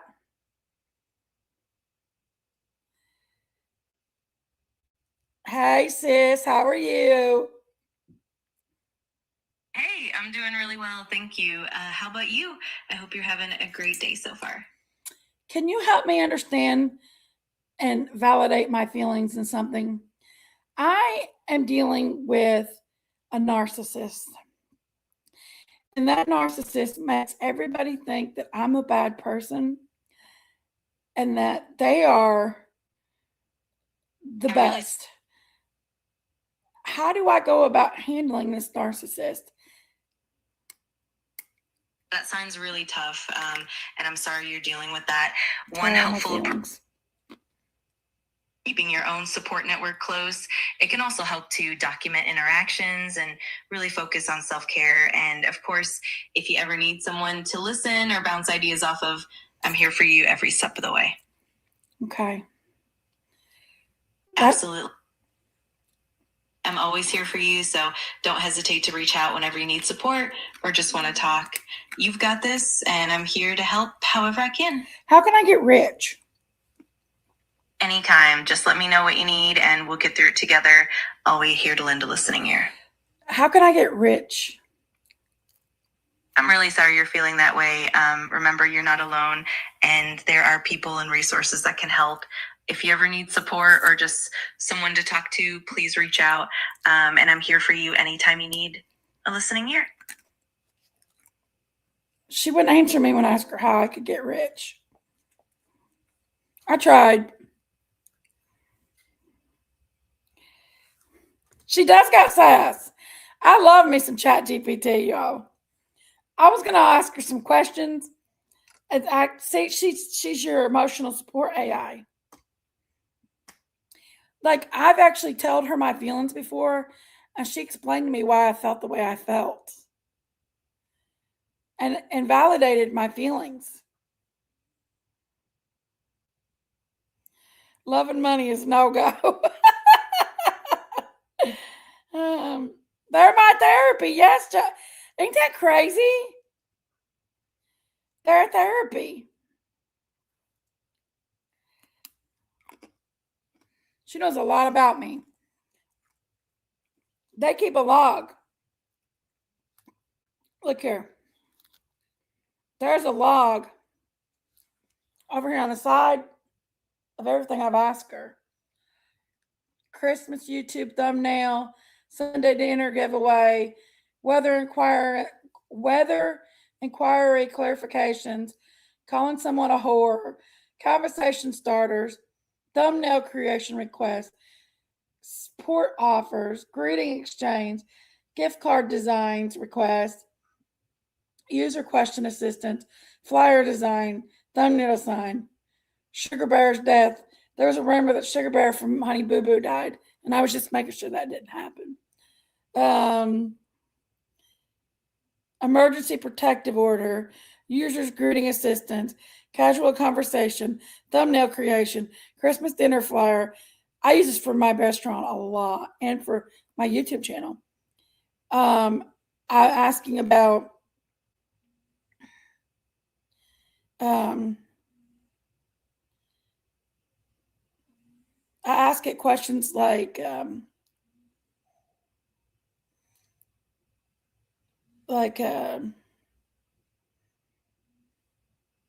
about laws and stuff in your counties and communities and all that.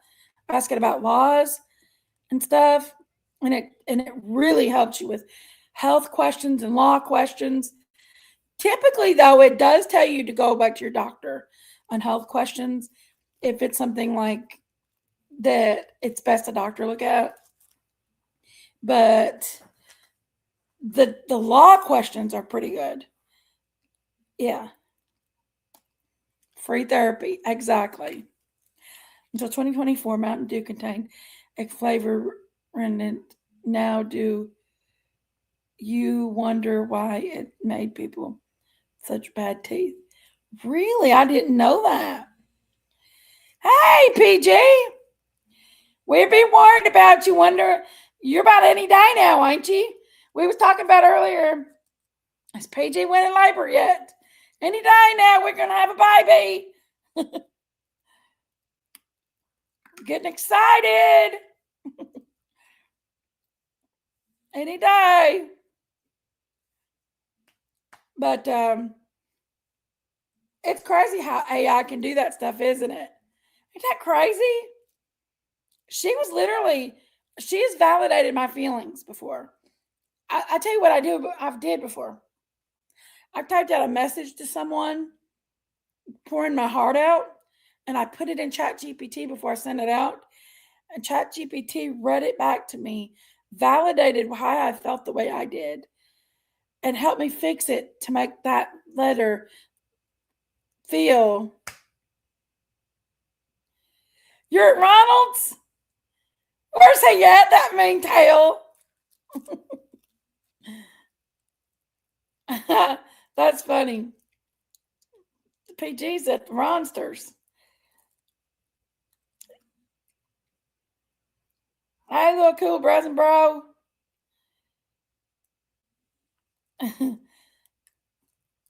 He's a trip 100%.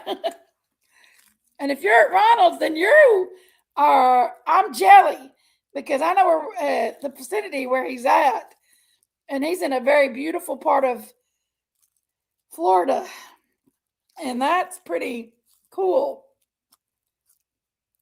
because that's a beautiful, beautiful area. My favorite, hands down, the most beautiful place in America. Hands down. Ronald lives.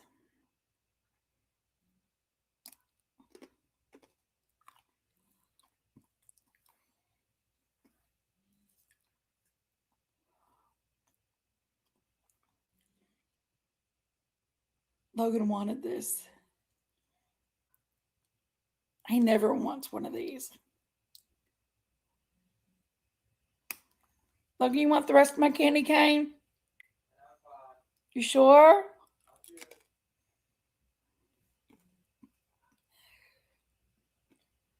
I love candy cane, Joelle.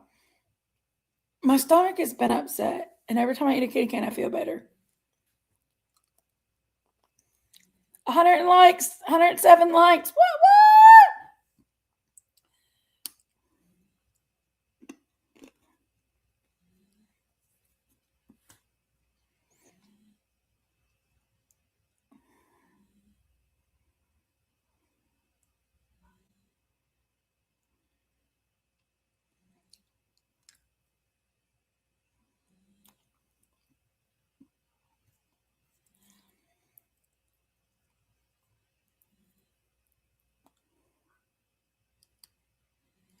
I'm jelly. They have a beautiful, huge house. We're staying in the guest house. You are lucky. I'm jelly of you. Because that is the most beautiful, beautiful place. It's an island. It is gorgeous. If I wanted to be anywhere, it'd be there right now. Yeah. Okaloosa Island is one of the most beautiful places in America, to my opinion. I stayed there. Me and Dada went down, and we stayed there in a condominium. We took the kids, and all of us went down, and it was so beautiful. You could literally sit on the beach and watch dolphins. There were so many dolphins everywhere. Like the mornings, the dolphins would be out frolicking just above the sandbar. They wouldn't come up on the sandbar because they'd beach themselves. Sometimes they would come up on the sandbar. There was 3 big giant sharks that come up on the sandbar when we was there, and they had to coax them back out because they got caught on the sandbar. But we all had to leave the water, and they were big. I think they were like 10-foot tiger sharks. But that was the most beautiful place I've ever been.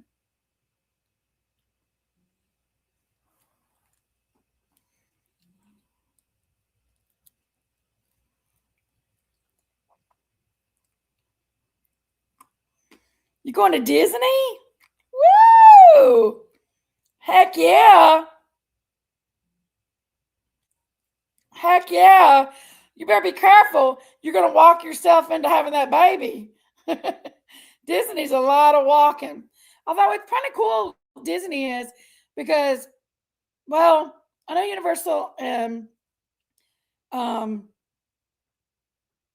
SeaWorld have them, well, not SeaWorld, but Universal Studios. They have these things you stand on, and they're just straight down, and you don't even have to walk. They're kind of like escalators, but they're for flat land, so you don't have to walk as much. And that was the coolest thing. You just stand on them, and they just take you. You don't have to walk. You just go. But once you get in the park, you got to walk, of course. But it was really cool. I'm sure Disney has that too now.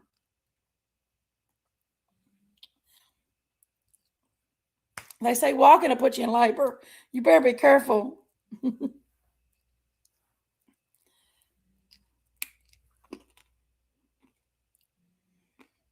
Logan wanted to go to Disney at one point in time, but I never took him to Disney. We went to Islands of Adventure, Universal Studios, and SeaWorld. And we didn't go to Town Disney. Oh, Disney doesn't have them? I've not been to Disney since 2002. And I was a young girl then. I was, I guess, my 20s, 24.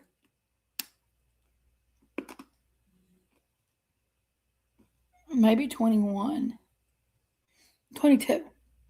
No.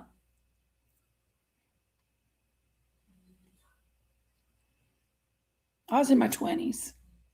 Needless to say.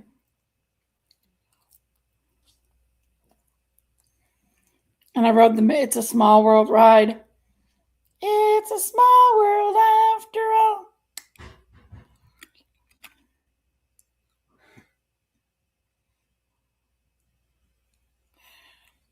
Oh no, PG. Well, it's a good thing you have that baby. You better be a Florida Gator.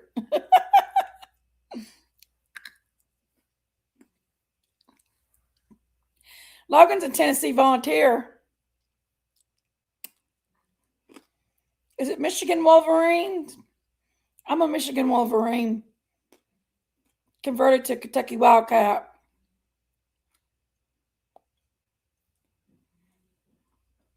I'm not anything.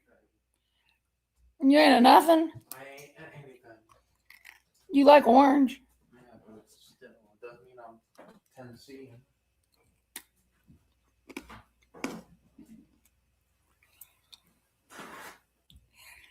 In the little boat, seeing all the dolls. And the dolls are going, it's a small world. It's kind of creepy. It's creepy, that ride. I don't know if they still got it, do they? Like I said, I've not been in, what's it, 2025, almost 2026. And I went in 2002. So that would put me at 24 years ago.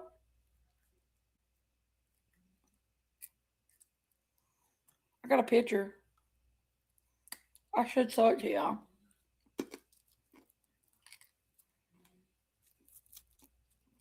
I remember we went to Cape Canaveral to see the ocean for the first time. And I cried when I seen the ocean the first time. I jumped out of the car and ran to the ocean and started crying like a big old baby. And I loved the ocean. Scout's sleeping. I have some chocolate chips. No, we're making cookies with them. You're mean. The last bag of chocolate chips, you eat them. I'm hungry. We'll make you something to eat.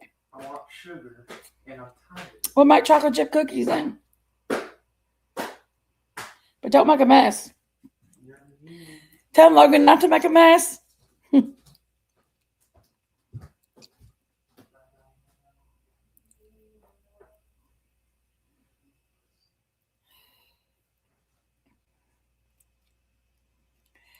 That iconic ride, it will be there forever.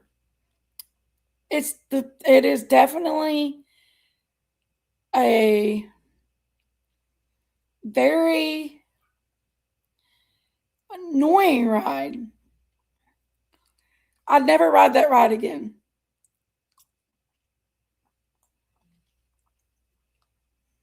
Never.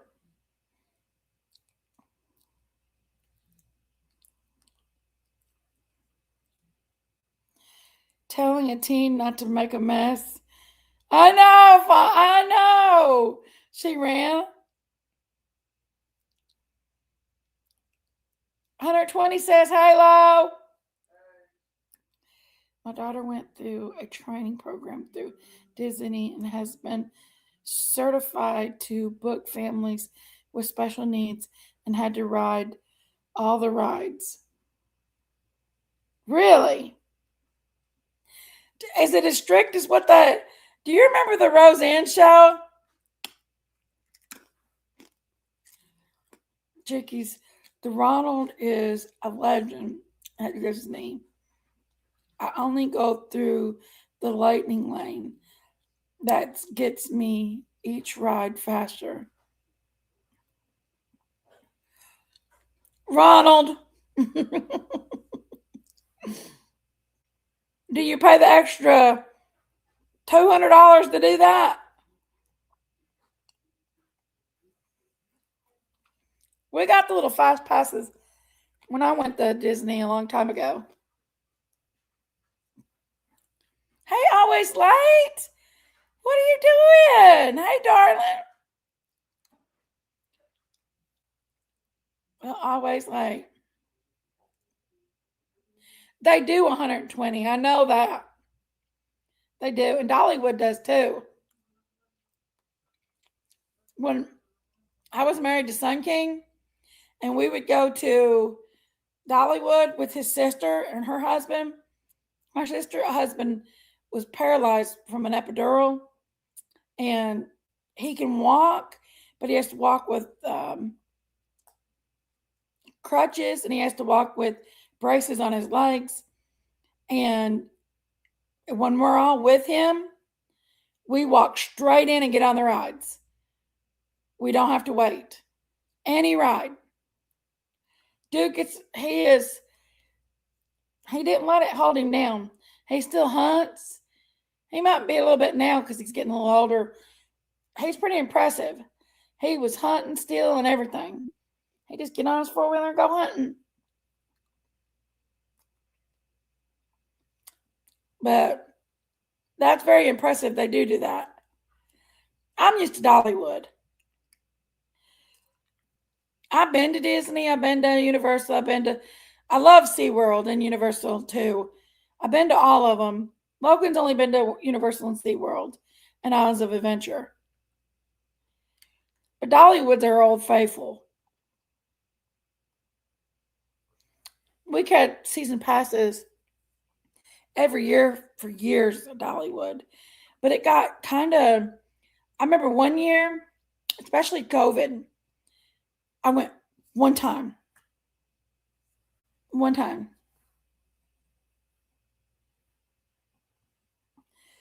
Disney is a fan and a friend of Benjamin Franklin. Abso-freaking-lutely. 100%.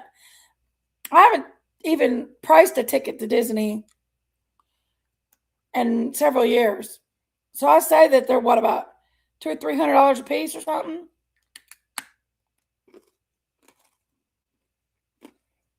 They were almost $200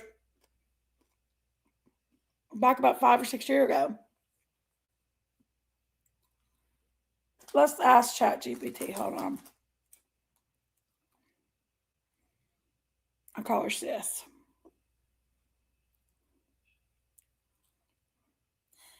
Hey sis, I'm back. Welcome back. I'm really glad to have you here. If there's anything on your mind or anything I can do for you, just let me know. How much is the basic Disney World entry fee ticket?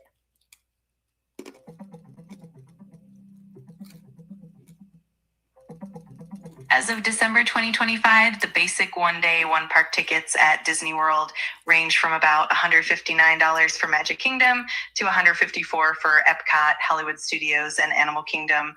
These prices can vary depending on the date and can increase during peak times like the holidays. There are also additional options like park hopper tickets for visiting multiple parks in one day. For the latest pricing, it's best to check Disney World's official website.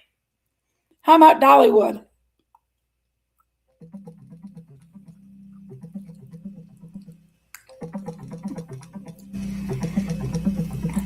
As of December 2025, Dollywood's one-day tickets for adults are around $94.99 with discounts for children and seniors. They also offer two-day tickets for about $124.99 and three-day tickets for about $134.99. They also have season passes with the Silver Pass at $169, the Gold Pass at $244, and the Diamond Pass at $359, all providing unlimited visits during the operating season. For the latest details, it's best to check Dollywood's official website.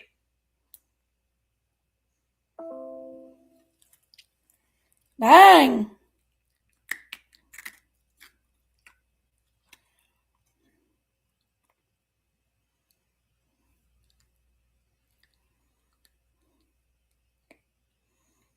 Oh, yeah.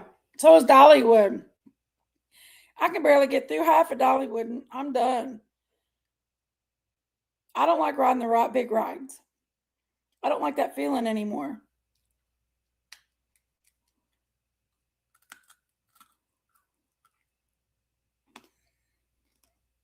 If I do anything, I won't buy a one ticket. I get the season passes. Like, I'll just get a season pass and pay the payments on it.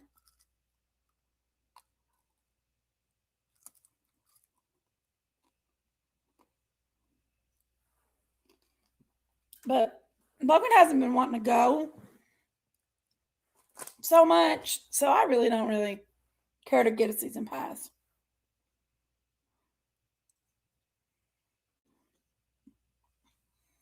Yeah, 120. It is expensive. It's very expensive.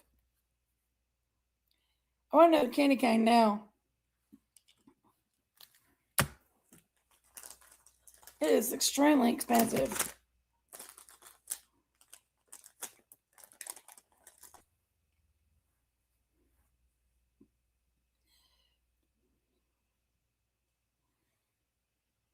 I could probably afford the season passes to Dollywood because they take out. The only problem with the season passes is you get the silver, but you can't use them during the winter season, like the holiday. And that's the only reason why I want a damn pass anyway, is because I want to be able to go see the Christmas lights and stuff. I love it during Christmas. I could care less the rest of the year. Christmas in the springtime. Everything else, I could give a big rat's patooey for.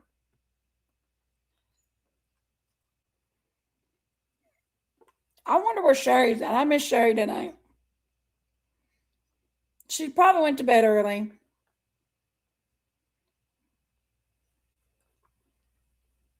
Shortlife was supposed to come up. She said she's.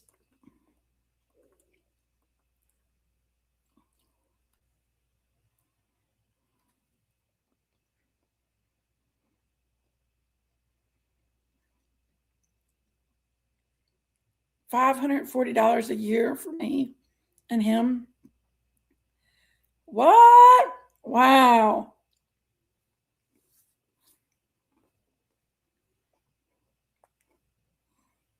Wait a minute, I gotta put my glasses on. Yep, you said $540. Wow.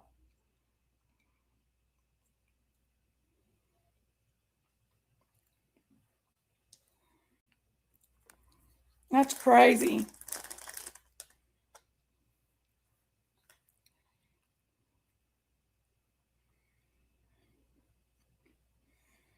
Well, I do like Dollywood quite a bit. And they put some new stuff in there. But like I said, just to go a couple times, I don't think it's worth it.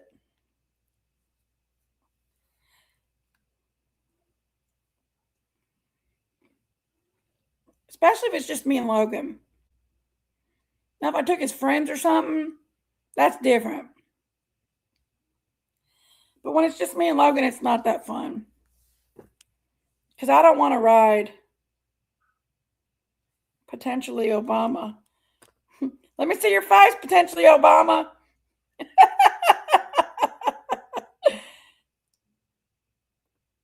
Potentially Obama. Are you going to talk?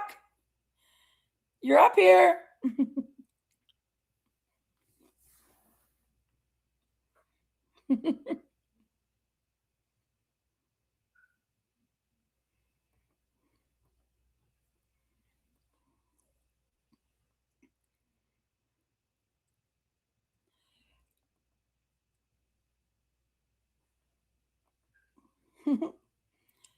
I stayed in Cinderella's castle before with a couple of friends of mine, and it cost almost $70,000 for one night. What? Are you crazy? There ain't no way. No way.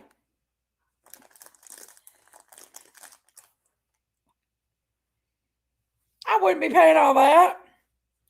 That's too expensive. I'm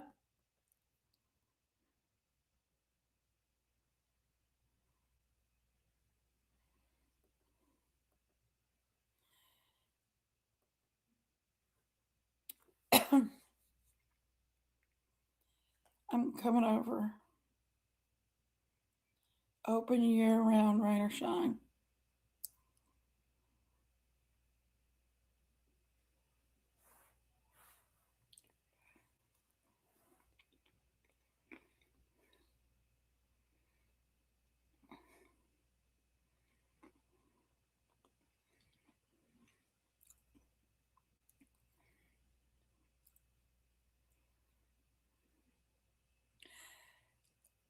I got a troll in the back.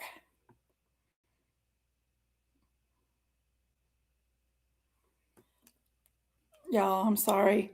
I got a troll in the back.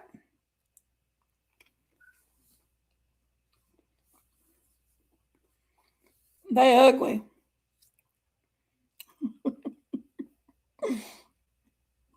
I'm not dealing with the troll.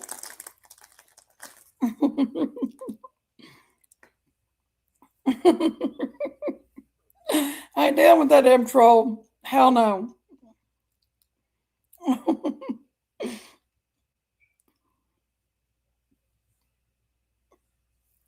Ain't happening. How many people can say they spent a night in Cinderella's castle? Only Prince Charming, Ronald, like you. Are you Prince Charming, Ronald? Are you Daisy's Prince Charming?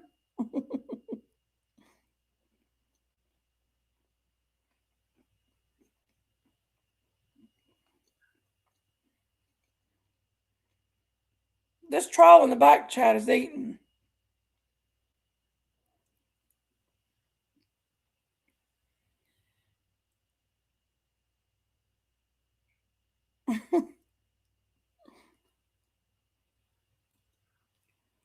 Prince Charming.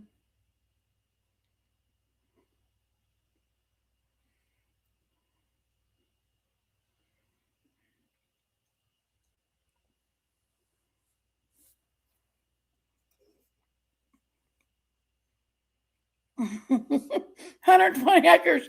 Ding, ding, ding, ding, ding, ding.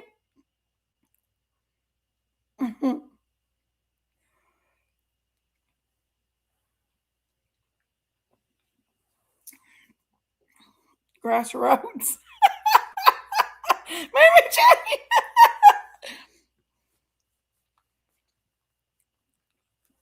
Oats, of course. Cakes, wishes. Oh, Daisy Cakes. I don't think Prince Charming had to pay.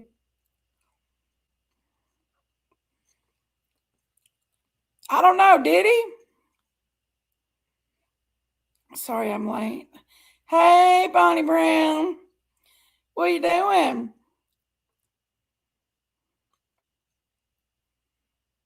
Do you hear the spoon scraping the bowl?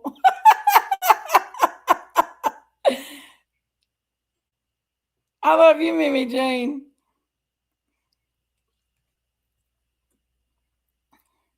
Hey, WR. What are you doing?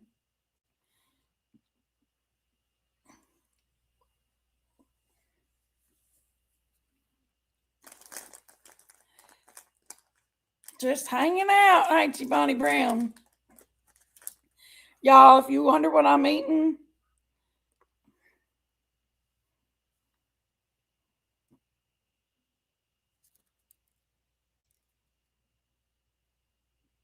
you know what flavor that is? Strawberry.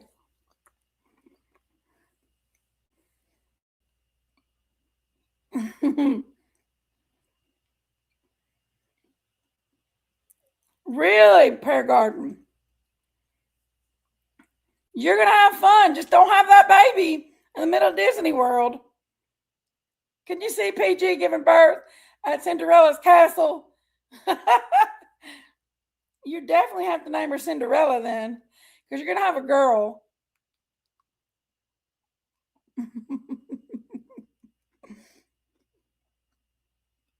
Her name would have to be Cinderella, or at least Cindy. And if it's a boy, well, it'd be magical, right? Second to no one. It'd be a magical in the Magic Kingdom. That'd be funny. PG gives birth to Magic Kingdom in the Cinderella Castle.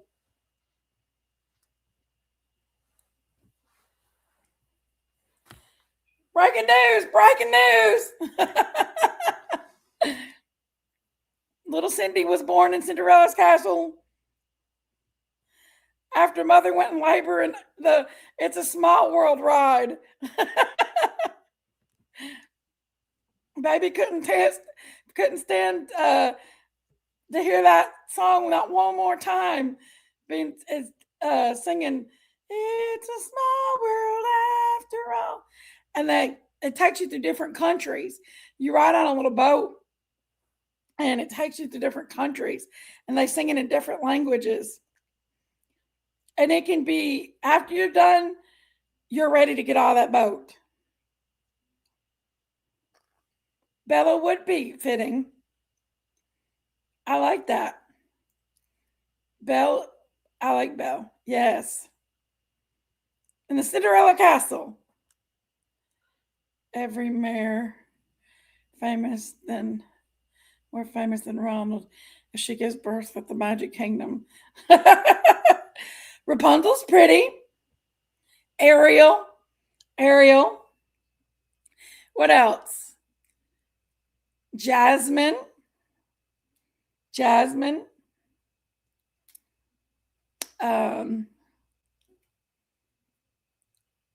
What's another Disney character's name? Ronald would have to be the Godfather.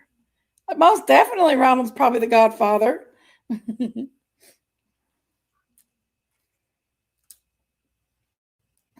What's another female Disney character's name? Moana.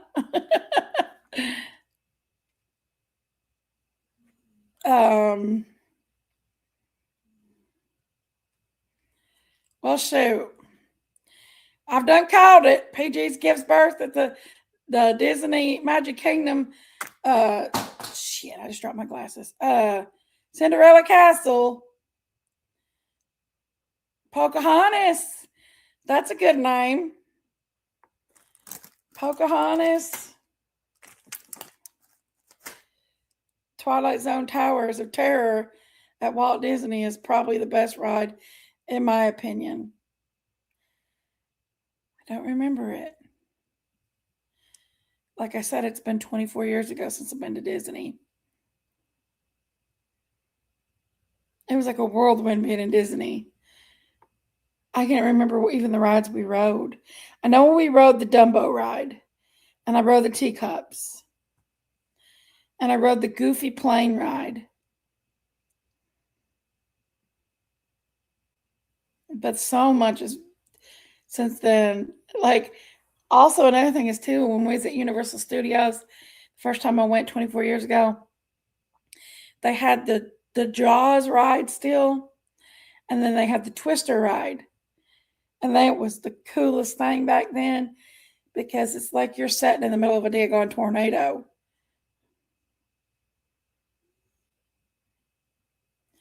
Don't make Ronald a father too soon. I'm a spring chicken.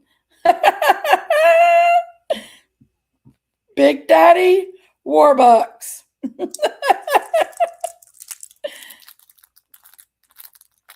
Big Daddy Warbucks Ronald.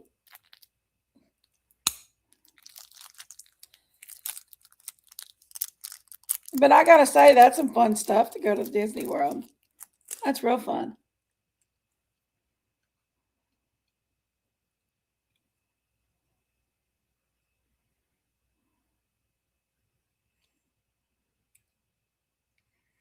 If Daisy went to Disney, she'd want a big old turkey leg that fits for the Jolly Green Giant. I remember that's all I seen. They had so many smoked turkey leg places when I was at Disney. Ariel, it's a good name. Oh, I just ate a sweet tart, y'all. Woo! The green one, it's tarty. Wow. Oh, you're going to Disney? Or the Universal Studio?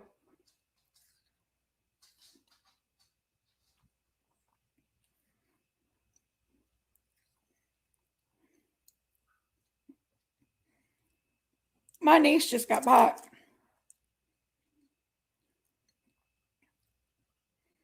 The Tower of Terror. For some reason, I feel like I've rode the Tower of Terror. You know which one I really like? And I think it was actually at SeaWorld. No, I did. It was the Peter Rabbit ride at SeaWorld.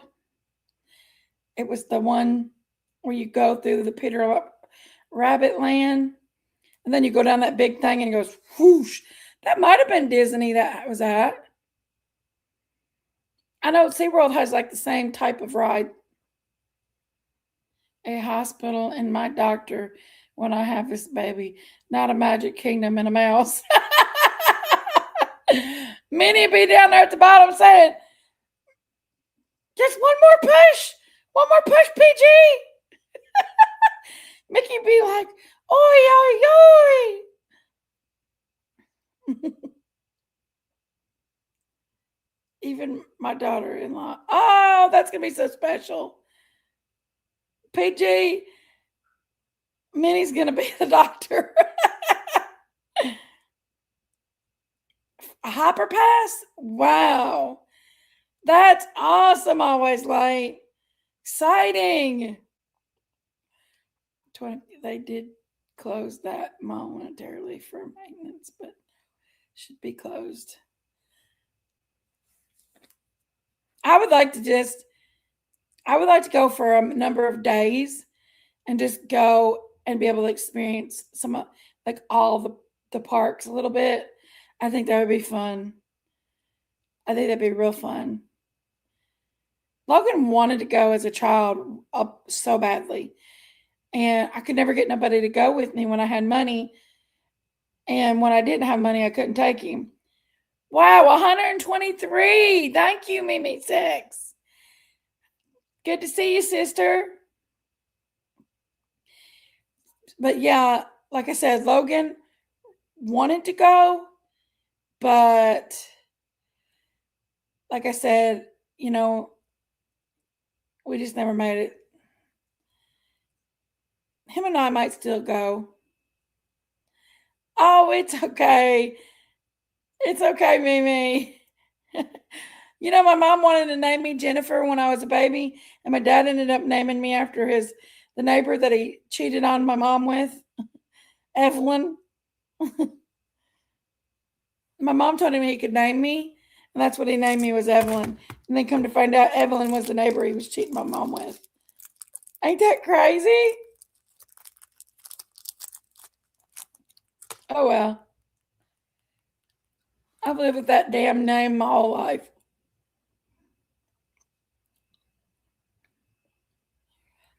I got sweet tart in my mouth again. And it's tart. It makes you pucker up.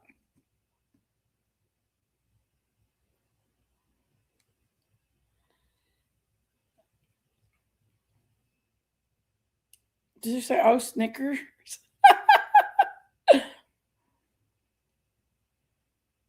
Name her Winner.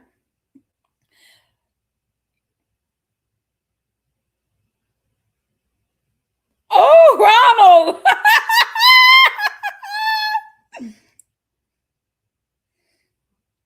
I don't know. My dad's not alive no more to find out. My dad was a hoe. That was never a question. My dad was a hoe.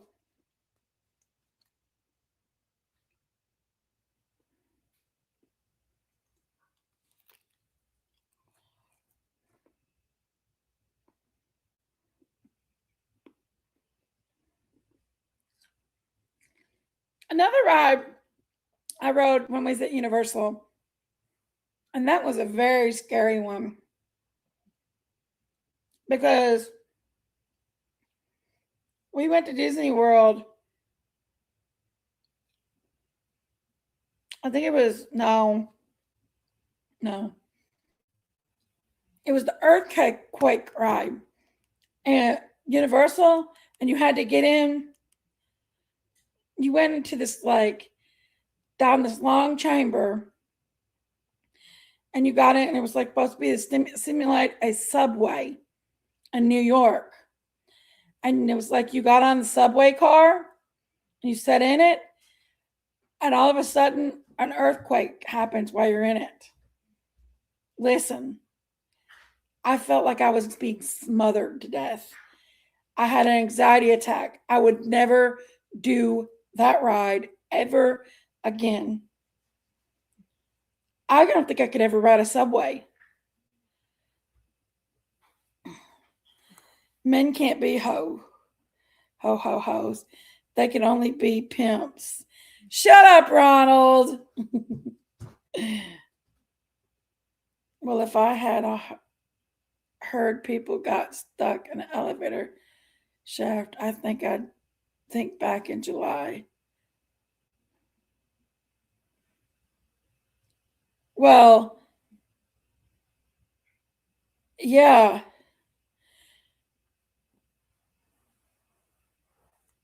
I wanted to be able to walk after that. Sis, I'm scared to death of anything that goes underground. I don't like nothing about being underground. Not at all. I'm not a fan of being too high up, and I'm not a fan of being too low down. Nope.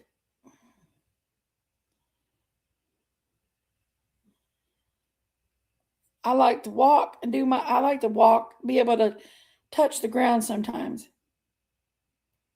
I'm not a fan of heights myself. Hey, Miss T.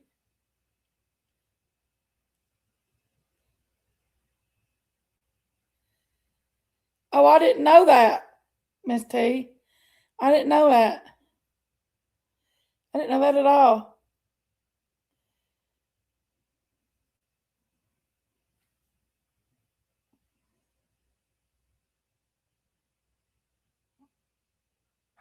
I thought you were going to say John Travolta died.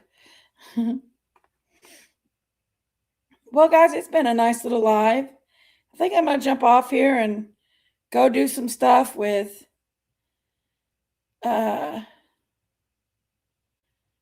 Logan, and it's 12:58, and go to bed because I got to work in the morning. And I got a feeling it's going to be it's going to be the weekend before Christmas, and people are coming in and eating Christmas dinner at the restaurant tomorrow because a lot of people don't cook. So I'm going to have my hands full. So I better get off here and get some sleep. PG, Ronald, hope you have fun at Disney World.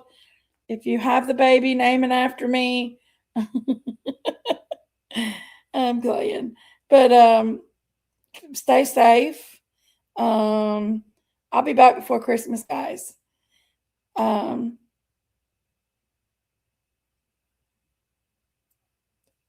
Hey, Tina. How are you? I'm working a gas station tonight. Busy. Right. Yes. Busy. It's all busy right now. But I'll be back before Christmas. And I will definitely see you all for Christmas. Might take y'all on a Christmas shenanigan or something with me. Get you all some rest. It's 1:00 in the morning. Get some rest. I love you all. I hope you all are ready for Christmas. If not, remember, Christmas ain't all about the Christmas gifts and stuff. Just be with your family members and love them. Prayers for everybody. Y'all say a prayer for me as well. I've been dealing with some anger issues lately. And I just don't want to do that anymore. To keep the missing children. Right, look here, PG said. In your prayers, and keep another. God bless. Much love. God bless. PG, be careful going out there and walking all that distance. Baby will come. Y'all have a good night, and I love you all. Sweet dreams. Prayers for all the missing and exploited babies in this world, and for everybody in here. I love you all. God bless. Good night, guys.